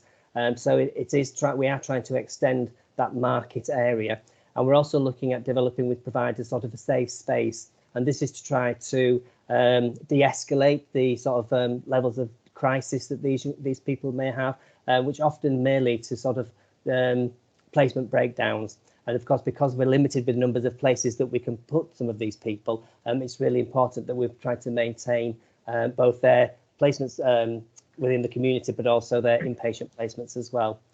In terms of governance and assurance for the Transforming Care Programme Board, Barnsley is seeing a shift in that we are moving towards reporting to the South Yorkshire Transforming Care Board, but actually we'll still maintain strong operational links to the Calderdale, Kirklees and Wakefield Programme Board, which is where a lot of our patient flow and a lot of our market developments have taken place to date. So those are the sort of key aspects of the paper, so I'm happy to take any questions. Thanks, Patrick. Do we have any questions for Patrick? Okay, so just remind me, Patrick, is this a 6-monthly assurance report? It is. Yeah. So it may be the last one we get then. It might be. I would just one element to highlight, I suppose, which I haven't brought out in the paper, is the capacity issue in terms of the case manager post, in that post really was, we developed that post really to focus on adults, and actually what we're seeing is a significant increase in the number of children that are requiring the care and education treatment reviews. So although it might not be an issue particularly now, it may well be in the future in terms of that the support we provide to children. Yeah, so I think what would be good, so thank you very much for all the work you've done, but it might be an idea that we have, in actual fact, if it's a 6-monthly update, just have one in the governing body which is closest to February or March. Okay. Yeah, and then within that, perhaps a little bit of a steer to the governing body on where the updates and oversight will go. You said it's within the South Yorkshire. Yes. Yeah, so that again, that will be part of what we discussed earlier in the change and transition about oversight of some of the functions of the CCG. So it might be reasonable to have one further update before the CCG ceases to function, please. Yeah, that's fine. Okay. No problem. Thank you. So I'm not seeing any hands up, so if there are no questions for Patrick, thank you, Patrick, for that. Yeah. And can we move on to item 16, Jane, Quality Highlights Report? Okay, thank you, Chair. So the Quality and Patient Safety Committee met on the 19th of August and asked that 5 quality issues were highlighted to the governing body. The first issue was with regards to the Specialist Clinical Portfolio Quality and Finance Highlight Report. So the committee received for assurance the first highlight report on the activities of the Specialist Clinical Portfolio, with the report providing a thorough overview of the current position of the number of areas within the portfolio. It was noted that the data is still being refined. The committee noted for assurance the content and progress within the report. The second issue is with regards to the LEADER annual report for 2020-21. Now, LEADER stands for the Learning Disability Mortality Death Review Programme. So the committee received for assurance an interim annual report on the LEADER programme, and the committee noted for assurance the content and progress described within the report. The third issue is the patient experience report for Q1 of 2021-22. So the committee received for assurance the quarterly patient experience report, with the report demonstrating that the CCG has met its statutory duties in relation to complaints handling, and also highlighted that the CCG is committed to using complaints as a means of learning how to improve its services. So the committee was assured that complaints and concerns received by the quality team have been managed effectively and that learning from complaints has been acted upon. The fourth issue, RAG rated as amber, is with regards to the SWIFT general community service waiting lists.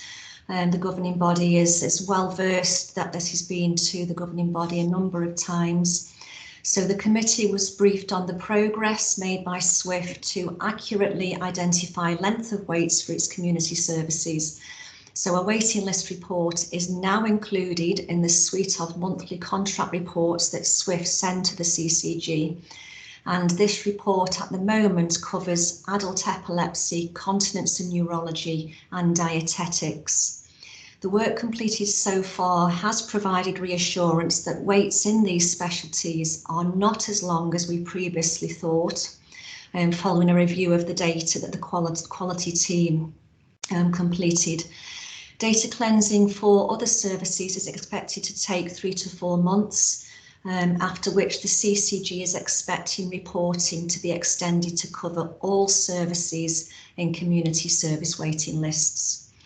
In relation to adult speech and language therapy waits, the committee was informed that a private provider has been identified to help reduce the current waiting list, and arrangements are being made for the providers to start as soon as possible. Progress will obviously continue to be monitored via SWIFT's Clinical Quality Board, with updates provided to the Quality and Patient Safety Committee. So the committee noted the current position in relating to the SWIFT waiting lists, and in particular the adult speech and language therapy waiting lists.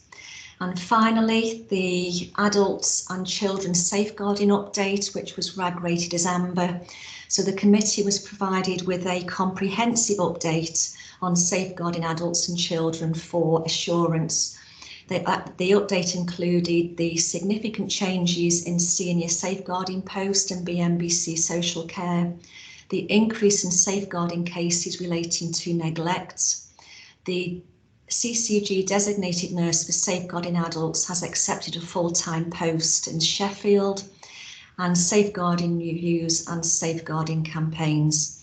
So the committee was assured that the safeguarding requirements continue to be met, but noted the potential risk in relation to the designated nurse for safeguarding adults post and the mitigations that we have in place. So that was RAG rated as amber. So that's my update to the governing body on behalf of the Quality and Patient Safety Committee. Do we have any questions for Jane? Jane, I'd like to just look at the SWIFT Community Services waiting list, which is amber. Where does so first of all, this has to be taken in the context of all their community staff being faced with the backlogs from COVID and the pressures of current COVID. So this is just a gentle inquiry in terms of where we are with the neighbourhood teams and their performance, and perhaps specifically in the clock times.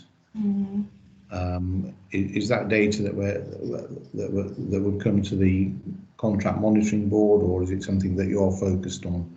It is something, Nick. So we are what we have been doing is data cleansing, really, the information that the CCG receives, and obviously which opened for us a bit of a bag of worms, but obviously it was only because the data that we were receiving was probably not it wasn't the best. It was the way that it was written, if that makes sense. So we are doing the data cleansing on that. So we're hoping that within 3 to 4 months we will have all the information at our fingertips with regards to clock speeds, waiting times and so on. So we should all have that in the bag really within the next 3 to 4 months.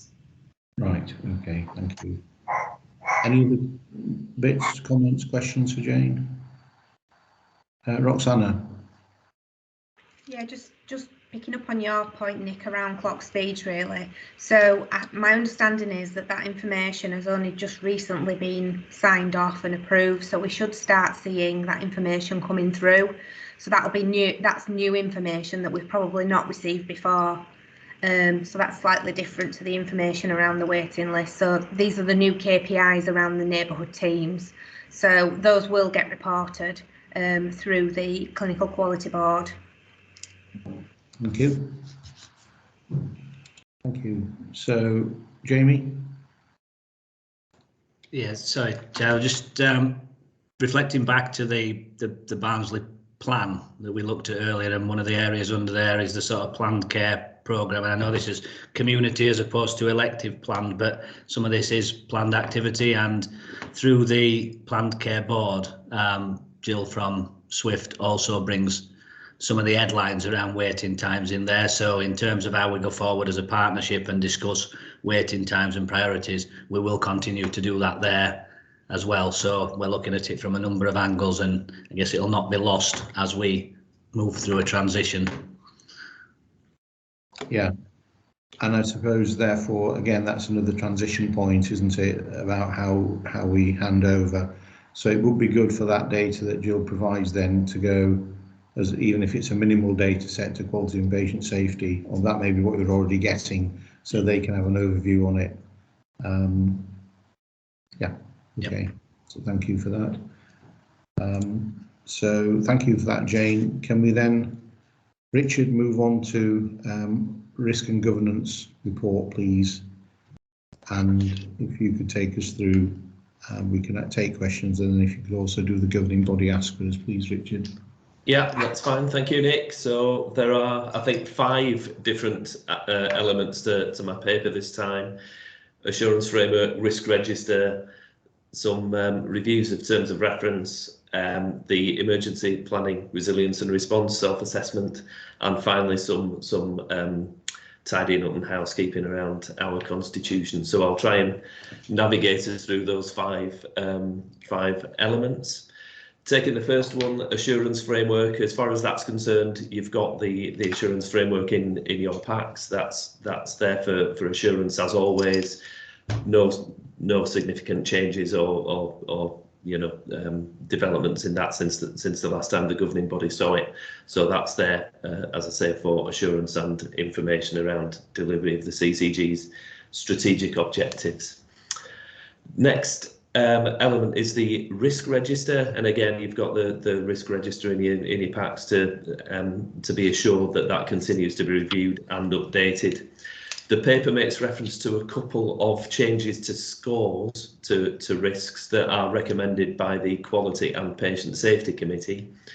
So the first proposed change to the score was in relation to the risk that we've got relating to children's continuing healthcare, which was previously rated as a 16, as a red risk. And in the light of sort of recent work that's been done by the team to tighten up and improve controls around that risk, which governing body has heard about previously in development sessions and elsewhere, it was the view of the committee that the score for that risk could be reduced slightly down to a 12, which is an amber. So that's the first recommendation. The second recommendation is in relation to a long-standing risk that we've had on the risk register relating to Yorkshire Ambulance Service, which was previously rated as a 10, as an amber on the risk register. Again, Quality and Patient Safety Committee, having received some information about the pressure that service is under, and about some serious incidents that have taken place, some of which impacted on Barnsley patients, it was felt that it was appropriate to move that risk score back up to a red risk, back up to 15. So those were those 2 recommendations.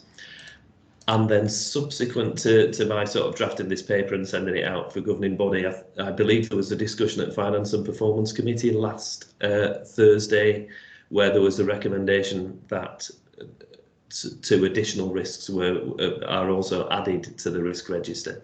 And I wondered if Jane could perhaps just give us the detail on what those risks were.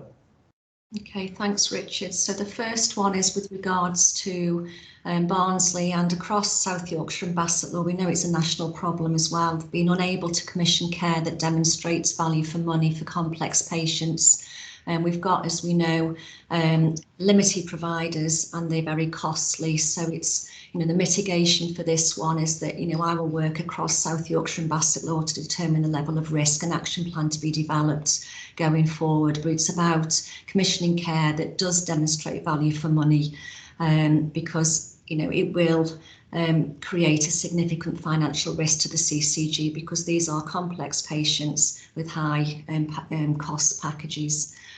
The second one is with regards to the timely reporting of data in relation to continuing healthcare, both adults and children, and complex case management. And about that we need to ensure that it is timely, because it will likely result in a variance in the forecast position, creating a financial risk. So it's about us further tightening up those controls that we've got in place across the CCG. I don't know, Roxanne, if there's anything you want to add with regards to those two risks that we've added. No, nothing. I think the risks identified, I think cover, and hopefully Nick will confirm that they cover the discussion that we had at F&P last week. They were drafted, sent to Jane, and she's approved them. They've both been scored as, so just in terms of the score, they've been scored as... it was 20, Roxanne. 20, yeah. So they've both been scored as red risks, because at the moment we do have some issues that we do need to work through. So they've both been scored as red. Okay, so in F&P there was one about the new cases coming in and the costs and the cost pressure per month to the CCG. So that's one of those risks, is it? Yes. Yeah. So I was going to bring that up in the finance bit. Okay. And the other one is about timely data receipt to be able to act. Yeah. Yeah. Yeah. Okay. So were they on the intro, Richard? Are they documented here? They're not documented, no. So I can, you know, I can share the wording around with governing body after the meeting if governing body's you know, happy to agree in principle that we add those onto the risk register. Yeah, I think we'd be happy to agree in principle, and then we can circulate them round after and with the risk scores that we've got, and see if there's any other feedback, so people have a little bit more time just to look at them. Yeah. Okay. That sounds good. Thank you. So that's the risk register. Moving on next then to terms of reference. As governing body will recall, we all of our committees sort of review their terms of reference each year. Again, when Quality and Patient Safety Committee met a couple of weeks ago, they looked at their terms of reference and agreed just a couple of very minor sort of clarifications really to some of the wording in the section on the committee's responsibilities, which I've included in the paper here, and then also just one under the membership, just making it clear that it's the chief nurse that's the deputy chair for that committee. That's been a well-established principle in the way that the committee's operated, but it was just a matter of recording that in the terms of reference. So we're asking governing body just to approve those minor changes. And then I just wanted governing body also to note that the review of the terms of reference for the audit committee is also taking place, but just because of the timing of the audit committee, which happens next week, we haven't actually taken that through the committee yet, but the recommendation there will be that those terms of reference are fit for purpose and will not change at this particular time. So then moving on to the next element, which is the EPRR annual sort of self-assessment process. I think maybe Jamie, could you just take us through what you know this particular bit? I will. Yeah.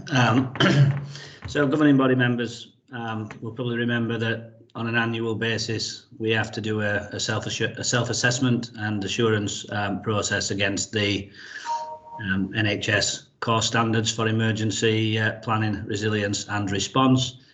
Last year that was streamlined and stepped back significantly in terms of how we went through that process, so we didn't have to do the self-assessment, but we had to confirm that we'd got significant arrangements in place, which we did. This year the core standards have not been updated, and remain as they were in 1920. The self-assessment process has been streamlined, so they've picked out a small number of core standards for us to do our assessment against. So I've done that based on our current policies, processes, and we've had a discussion at the Health, Safety and Business Continuity Group of the CCG, and we feel assured that against all of the core standards we are fully compliant. I think probably through this last 18 months with the response to COVID, we've been able to demonstrate that they've stood us in sort of a good place, really. So I'm proposing that we submit a statement of compliance that says Barnsley CCG is fully compliant, and I'm asking governing body to sort of agree that I sign off as the accountable emergency officer that statement and submit it to NHS England in line with the requirements of the assurance process. Okay. So do you want to say that bit now and say we support you in that? Yeah. Thank you. Okay, well done. As you say, tested a lot of it during COVID, which everyone will have tested. That's good. Okay, Richard. Yeah, thank you. So the final element of my paper that I just wanted to go through was a few very minor sort of tweaks to the Constitution. Now, governing body will remember that in March 2020 we adopted the so-called new model Constitution for CCGs, and there've been no significant changes to that Constitution since we adopted it, and there is no intention, unless something entirely unexpected happens, to make any significant changes to that between now and the demise of the CCG in March 22. So what I'm asking here really is just some tidying up and some housekeeping as part of that process of just making sure that we wind the CCG down in good order. So it's really just within the Constitution that we have a list of our member practices, and over time obviously we have mergers and retirements and things like that, and that list is now slightly out of date. So I'm proposing that we update the list of member practices so that it reflects accurately the list of members that we have. And then in addition to that, there's some links in the document that are broken to parts of our website. So I'm proposing that we fix those. And then finally, the terms of reference of the Primary Care Commissioning Committee, Audit Committee and Remuneration Committee all now form part of our Constitution, and they've all been, to a very minor extent, updated since we adopted the new model Constitution. So I'm proposing that we just append the most up-to-date versions of those terms of reference to the Constitution. So because the changes are so minor, it is within the gift of the governing body to approve those changes. If governing body does approve them, I will then, we just have to write to the NHS England and get them to formally sort of agree to that. So that is the ask in relation to the Constitution. So that's all I wanted to say. Before I go on and just do the actual ask, is there any questions or comments on anything that I've been through so far? In which case, thank you. So the ask is that we just did you have something? Sorry, did I miss? Sorry, Mike. I mean, just the clarification is: does that mean Woodland Drive and Dr. Mellor weren't part of the CCG if they're now being added to it, membership? Well, that's a great. I mean, the answer is no, I think, because as providers of primary medical services in the CCG, they are, automatically, if you like, accommodated within the membership. But it is I would much rather that the Constitution actually accurately reflected that they are part of the membership, just so that we don't ever get into any sort of difficulties around that if there was ever any challenge or anything. So no, I mean, sorry, I'm confused. Does that mean they weren't members at one point, or I mean, why are they not being added in now rather than in the past? Well, I'm saying I think they were members because the law says that all providers of primary medical services in any given area are members of the CCG. But so this is, as I say, it is regularising what it's actually saying in the Constitution, in the sense so that it accurately reflects the reality of the situation. Let's just go back to that, Richard. How is this just a bit of an oversight? I think probably they've always been members. They've turned up to membership council. They've had a membership council member. Dr. Mellor's practice have had a membership council member. I don't know what. I think this must just have been a minor oversight. I can't think that it's anything else. It's exactly that, Nick, and I completely hold my hands up in that sense.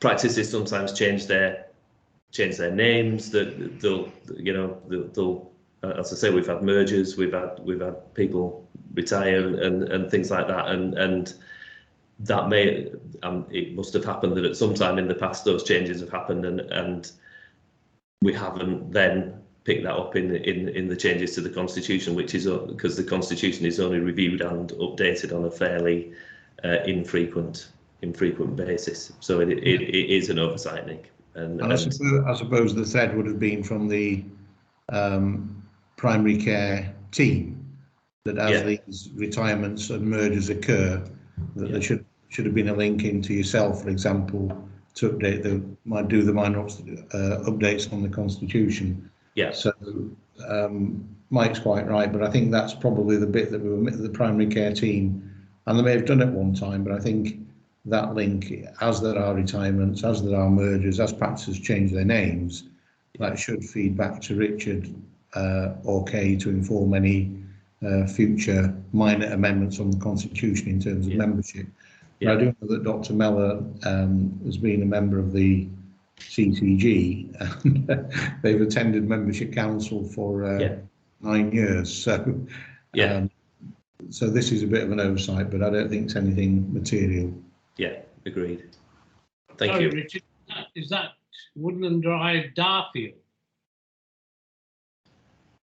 I couldn't tell you, John. Does anybody else know the answer to that? The only reason I ask is Woodland Drive is Dr. Ali. The branch practice is Woodgrove in Wath, so I don't know if it refers to that. Well, I'm just a bit confused unless there's 2 Woodland Drives in Barnsley. Yeah, we better just check that. Right. I'll run the entire list past the primary care team again, which I did before bringing this proposal to the governing body, but I'll get them to double check it again just to be. But I think John's right. I think Woodland Drive is up at going out of Barnsley towards Dodworth. And Chris is right. I think I've forgotten what Dr. Mellor calls his practice now, but we better just check that, I think, and then we can support the update of what it actually is. Yeah. Okay. Yeah, it is. I think it is referring to Woodland Drive. So obviously that would have previously been Dodworth Road and moved to Woodland Drive and may have been missed at that point. So it's one that's been changed. Dr. Mellor's were Garland House, wasn't it? So it may have been Garland House, been removed as that and not added as Dr. Mellor and Partners. So there's two separate practices that for whatever reason have dropped, but that's why they need adding back on. Right. Yeah. Clear then that we. Woodland Drive. John, just let me finish, please. So can we be absolutely clear about who's in the Constitution? But Dr. Ali as well has been attending membership council for 9 years and is definitely a member. So it's just, I think, a bit of an oversight. It may be 2 different practices, and we just need to tidy that up, Richard, please. Yeah, no, that's fine. I will do that. Yeah. Thank you. So in terms of the ask, then, as I say, we've reviewed the governing body assurance framework and considered whether bits are appropriately described and scored. We haven't identified any additional positive assurances for the risks on the GBAF. I think we have agreed, or I'm asking governing body to agree to the changes to the scores to the two risks 2101 and 1313 as recommended by Quality and Patient Safety Committee. We're also asking governing body to agree to agree in principle to the addition of the two new risks recommended by Finance and Performance Committee, subject to sharing the wording for those round with members after this meeting. We're approving the minor changes to the Quality and Patient Safety Committee terms of reference, and noting that subject to Audit Committee approval, there will be no changes to the Audit Committee terms of reference. We are noting the EPRR self-assessment, and we are approving that Jamie to submit a fully compliant statement of compliance, and we're approving the minor updates and corrections to the CCG's constitution, subject to an action by myself to double check with our primary care team that we've got the full and complete and accurate list of practices. Yep, so governing body happy to support that. Thank you, Richard. Thank you. Can we then move on to item 18, integrated performance report with QUIP. And Roxana, do you want to take the financial parts first, please? Thank you. So the report sets out the financial position of the CCG that's been considered by the Finance and Performance Committee at its last meeting. The CCG does remain on track to deliver financial duties for the first half of the financial year, so that takes us to the period 30th of September. We are expecting planning guidance in the next week or so, and there's a session with the national team this afternoon at 4 o'clock. So we're hoping to get some information around what the period October to March will look like. We're still receiving allocations in relation to hospital discharge programme and the elective recovery fund, so that still remains outside of CCG allocations, and we are receiving those top-ups to cover any costs we incur as a CCG and system. The elective recovery funding does remain a risk given the continued impact of COVID on our acute hospitals and the change in the trajectories from NHS England. So now we've moved to a position whereby all trusts have to achieve 95% of 1920 activity before elective recovery funding is payable, whereas previously that was at 85%. So that has been a change since the governing body last met. Not a particularly huge issues for CCGs, but it does impact on our financial position, and but at the moment that has been managed within our overall risk assessment within the CCG. We are seeing some emerging pressures coming through from CHC and a potential in prescribing. Through discussions at the Finance and Performance Committee, obviously we agreed that we would add 2 risks to the risk register in relation to the continuing healthcare and complex case management risks. And Chris Lawson, our Head of Medicines Management, will also attend Finance and Performance Committee in October to present to the committee the position on prescribing moving forward and the pressures that she's seeing coming through. So there'll be a more robust update on the prescribing position provided to the Finance and Performance Committee. We're not expecting that pressure to be hugely significant, so and it is within the variation and within the financial position reported here to the governing body today. And at that point I'll take any questions. Okay, I think you've answered it, Roxana, but the obvious question is, given the new risk around CHC finance and the prediction that we'll achieve financial balance, do they remain entirely consistent? They do, because I think we're covering it constantly, Nick, through the management of risks and mitigations. So when the Finance and Performance Committee consider risks and mitigations, we do capture further risk in relation to continuing healthcare in there. There is a point, however, where that may become unsustainable if that can't be managed in the overall financial envelope of the CCG. And as we get into planning for H2, we'll have more of an idea of what the implications of that might be. Okay, but the current position is that we predict financial balance. Yes. And will accommodate those risks.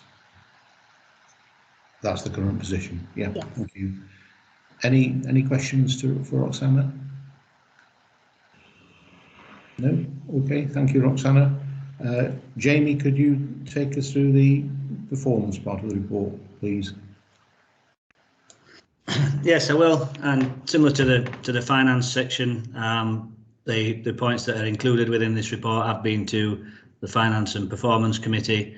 So you've got a slightly shorter version, but to provide assurance on where we currently are with performance against key standards linked to the NHS Constitution.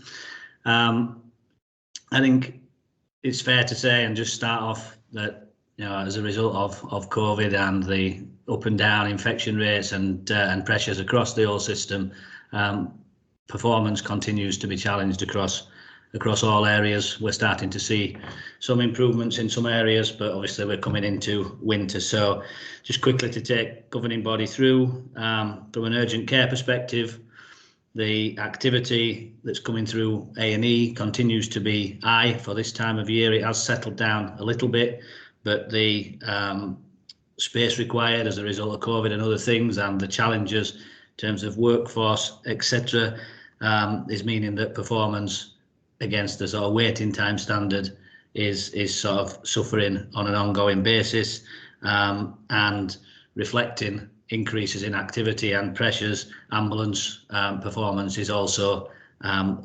affected by that, and the ambulance service are reporting ever-growing numbers ringing, coming through, needing demand, and I think that reflects across to the point made on the previous item around the risk in terms of risk to patients of longer waits for ambulances. So urgent care covered. In terms of planned care, just spotted a typing mistake, so we've not changed the standard. There's a reference to the 8-week RTT in the report. It is 18 weeks, so there's just a 1 missing there, so apologies for that. We've been improving and seeing a slight reduction in the numbers waiting over 18 weeks up to June, which is what's included in the report. I have now seen the July figures, and it's very consistent in July, so it stayed at that sort of flat rate. Roxana referenced the change to the elective recovery fund, so at 86% we would have been making some good performance there, but we're missing that target. In terms of 52-week wait, that is still improving, so we were down from 452 in May to 372 in June. That's continued to fall to 333 in July. So again, we've gone through August with lots of COVID activity, and we'll see how that plays through, but the Trust have been able to maintain elective capacity more than others around us have during this period. So I think we're in a relatively strong place, and diagnostics continues to be really challenged it's linked into the increase in referrals that we're seeing to come through, and as Siobhan referenced earlier, the significant increase in referrals, urgent referrals for cancer, that we're sort of now starting to see on the back of the good work that's taking place. There was a slight improvement on the position reported in July, but not significant. Mental health, IAPT access is improving. They are seeing now people in line with the access target, which is positive. There are still some challenges, and I think we're going to be discussing that later a little bit. In terms of the move into recovery target, you'll note that that's showing a reduction in performance. We've consistently delivered against that 50% target. There's been a process taking place within the service, because there's been people on waits for one-to-one meetings who might have had access to groups and other types of support. So they've done an opt-in process. We discussed that in a little bit of detail at Finance and Performance Committee, and Nick, you wanted me to feed back to the service a sort of desire that as a result of doing that sort of cleansing and opt-in, that we don't discharge anyone from that waiting list who would still require support just because they've not replied to a letter. So we fed that back to the service via Patrick. We've had assurances that whilst it said, we'd give a letter and then 2 weeks, they've allowed longer than that, and they have tried to follow up with a patient. But we've fed that back into the service, and I've asked that Patrick include a more detailed update on that when he does the next mental health assurance report into governing body. So that's IAPT. And then cancer, I think we've had an assurance report this morning, which provided the assurance that there's lots of work taking place, that some good work to try to get people coming forward earlier, and to then work to reduce the sort of pathway from that referral to diagnosis. At this point, we're still seeing all of the performance indicators, apart from the 31-day from referral to, from diagnosis to treatment. Everything else is not achieving what would have been the standard. So we're just seeing, it's taking a bit of time, I guess I would say, for the work that's taking place to bring performance back to what we previously would have been used to. And that were it. Thank you. Thank you. Any questions for Jamie? No, thanks for feeding back to Patrick, because as I explained in finance and performance, even those of us who are supposed to be very well organised quite often don't respond to a letter within 2 weeks, hence our lapse in car insurance, MOTs and everything else. So people who've got anxiety or mood-related issues, we can understand why they wouldn't respond, and extending the opportunity for them to opt in, I think it's a good thing. So thanks for that. So if there are no other questions or points to make around the forms part of the report, we'll say thank you, Jamie, thank you, Roxana, and we'll move on. We've got CDs of committee reports and minutes. The first one is finance and performance from the 1st of July, which has been adopted. That's there for assurance and information. Happy to take any questions if there are any. If not, can we move to 19.2, which is the assurance report of the Primary Care Commissioning Committee of the 5th of August and some minutes from the 27th of May. So back to Richard's point, sometimes it feels like 2 years ago. Chris, do you want to, anything that you wish to highlight? Yeah, we're bang on time, so I'll be very brief. I'll cover May Primary Care Committee, which was held in public, and pull out the ICS Primary Care Collaborative. Dr. Balash, Chair of our Barnsley CCG, provided members with a presentation and a verbal update on the proposals to establish a South Yorkshire and Basset Law ICS Primary Care Collaborative. The presentation included information on why now, aim of the proposals, the proposed role of the South Yorkshire and Basset Law Primary Care Collaborative, areas of responsibility, how it was going to be formed, the governance arrangements, the membership, and the next steps. This was an important change to the CCG operations, and the committee thanked the chair of Barnsley CCG for the update and the current position. This particular committee had a very heavy agenda, and I provided the governing body with the details prior to today to enable you all to get up to date on that particular meeting. They're happy to take any questions should you require any further assurance. I think we have assurance, Chris, but there is one point that's been a theme through today's governing body, and that's the transition of CCG functions into the Integrated Care Board and new place arrangements. And what struck me the other day, and I've forgotten which committee you may have been in it, Chris, but we're going to have a primary care team based at the ICS or employed by the ICS, with currently no clinical input or leadership. The second thing is the Primary Care Commissioning Committee is really important for us for two reasons. One, it has 3 governing body members who are clinical advisors but not voting members. Right. So how will that committee or the work of that committee transfer, and how will it function without clinical advice?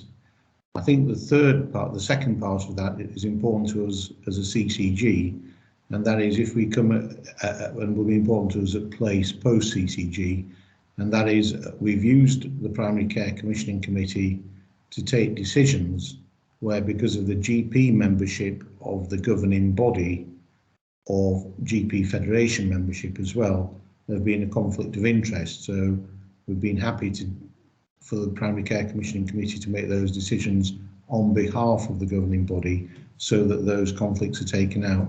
So I think we need to think carefully about how those types of decisions might be made going forward in the place-based arrangements, or where they might be made in the integrated care board arrangements. But one thing is clear to me, and it will be part of the discussion I'll bring on the 30th of September, is that we will lose all clinical input into those discussions. And that's a worry, because there have been times, I'm sure you'll agree, as chair of the Primary Care Commissioning Committee, where you have said, sometimes personally to me, I take no credit for it, sometimes to the other members, thank goodness we have the clinical voice and the local knowledge to understand this. So there are some risks for us, but we'll pick those up. But I think it has been a theme in this governing body meeting, and I think it's part of our assurance and due diligence going forward. Any other questions for Chris? So come back, Chris. Yeah. Any questions? Chair, just thank you again for that clarification, because as you quite rightly say, the PCC committee has and will be somehow somewhere extremely important, and you quite rightly say the clinical voice needs and will be heard, I'm sure, but needs and will be heard. Not just the clinical, Chris, not just the clinical, the secondary care clinical doctor. Yeah. So not just the GP, and your voice, the lay voice, the sensitivity to local people, that's a fear for us, as well as the clinical voice. Thank you. Okay. Right, I'll move on to the August Primary Care Commissioning Committee, again held in public. I'll just pull out the Practice Delivery Agreement, known as the PDA. This was reviewed and refreshed with consideration to the challenges for primary care, particularly during the COVID-19 pandemic. The focus of the PDA has always been to invest in the infrastructure, delivering and enhancing quality of care for the people of Barnsley. As part of this contract, all 33 practices in Barnsley have the opportunity to receive a consistent income level, helping with staffing capacity, plus much more, and making our GP practices more resilient to meet the challenges still to face us through 2021 and beyond. Within the committee, our medical director, Dr. Gunter Muckler, took the committee through the 7 core schemes, confirming the overall benefits to be gained from a dedicated challenge to meet the objectives she outlined.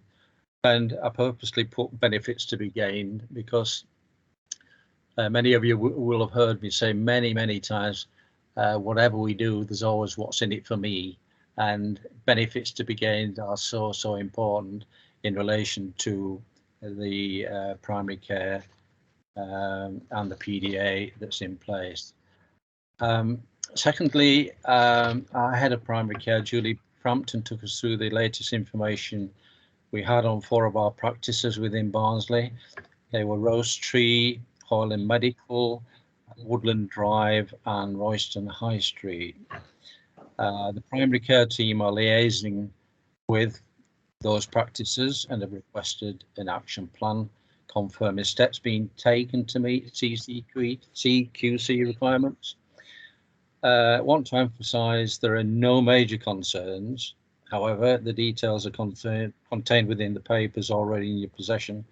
I'm more than happy to come back at our next meetings to update governing body as to the progress in relation to those 4 practices. Again, happy to take any questions. Thank you, Chris. Thank you. It appears there's no further questions. So thank you. Can we move on to 19.3 minutes of Quality and Patient Safety Committee of the 17th of June, Jane? Anything there that's not been picked up in the highlights report? No, nothing, Nick. Thank you. Okay. So we move on to 19.4, Assurance Report, Equality and Engagement Committee, the 12th of August, and minutes of May 21. Okay. You have the papers. I'll just very briefly pull out the headlines for the May meeting. We talked about public and patient involvement strategy. We talked about integrated care development. I presented or represented the minutes of the Barnsley Patient Council through February, March and April. As chair, I refreshed the committee at the February Patient Council meeting, whereby we went back to My Best Life, and Joe Hill, the service manager from South Yorkshire Housing, who were responsible for running our My Best Life, did a fantastic presentation and added reassurance to the committee. We went on to review our human resource policies, and our HR representative updated members on various amendments to the policies. The committee were asked to approve working time regulations, alcohol, substance misuse, induction, etc. And again, those were approved. Again, you've got full papers there, and again, happy to take questions on that one. I'll move on quickly to the August 12th meeting. For the first time ever, I was unable to chair this meeting, so my thanks go to Martine Tune, our Deputy Chief Nurse, who deputised for me on this particular occasion. The minutes are to be adopted. Therefore, I provided the governing body with the completed minutes for assurance and information, and again, happy to take any questions. Before I close on that, there's just one note. It was the last meeting attendance of one of our leads, Colin Brotherston Barnett, who worked jointly with us from Barnsley Hospital, who has now retired and is living in Spain. I did, in fact, ask that my thanks be extended to him, which I know it was, but I did take the opportunity to talk to Colin, who was actually in Spain, and thanked him for the great work he'd done on behalf of the CCG. He was a great help to me, and I will certainly miss his skills and abilities. So that was Equality and Engagement Committee, August and May. Any questions for Chris? No, thank you for picking out those highlights, Chris. I think on behalf of the governing body, we'd like to record our thanks to Colin. And when you next speak to him, also pass them on verbally. Thank you. I will. Thank you. So we move on then, 19.5. These are the minutes of the Health and Wellbeing Board of the 10th of June. I think our next meeting is in September. These haven't been adopted yet. Happy to take any questions.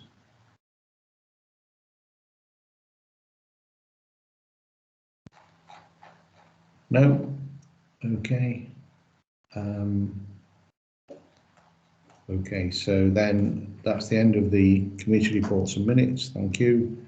So we've got a number of reports there that have been circulated in advance for information and for noting. So how well has the meeting gone? Well, somewhere between survival and excellence is the usual range. I think people have had plenty of opportunity to contribute. If there's anything that anybody has any thoughts about that we've not covered, that they want to bring up with the chair, I'm happy to take those up. So we get to date and time of the next meeting, 11th of November. So I'd like to thank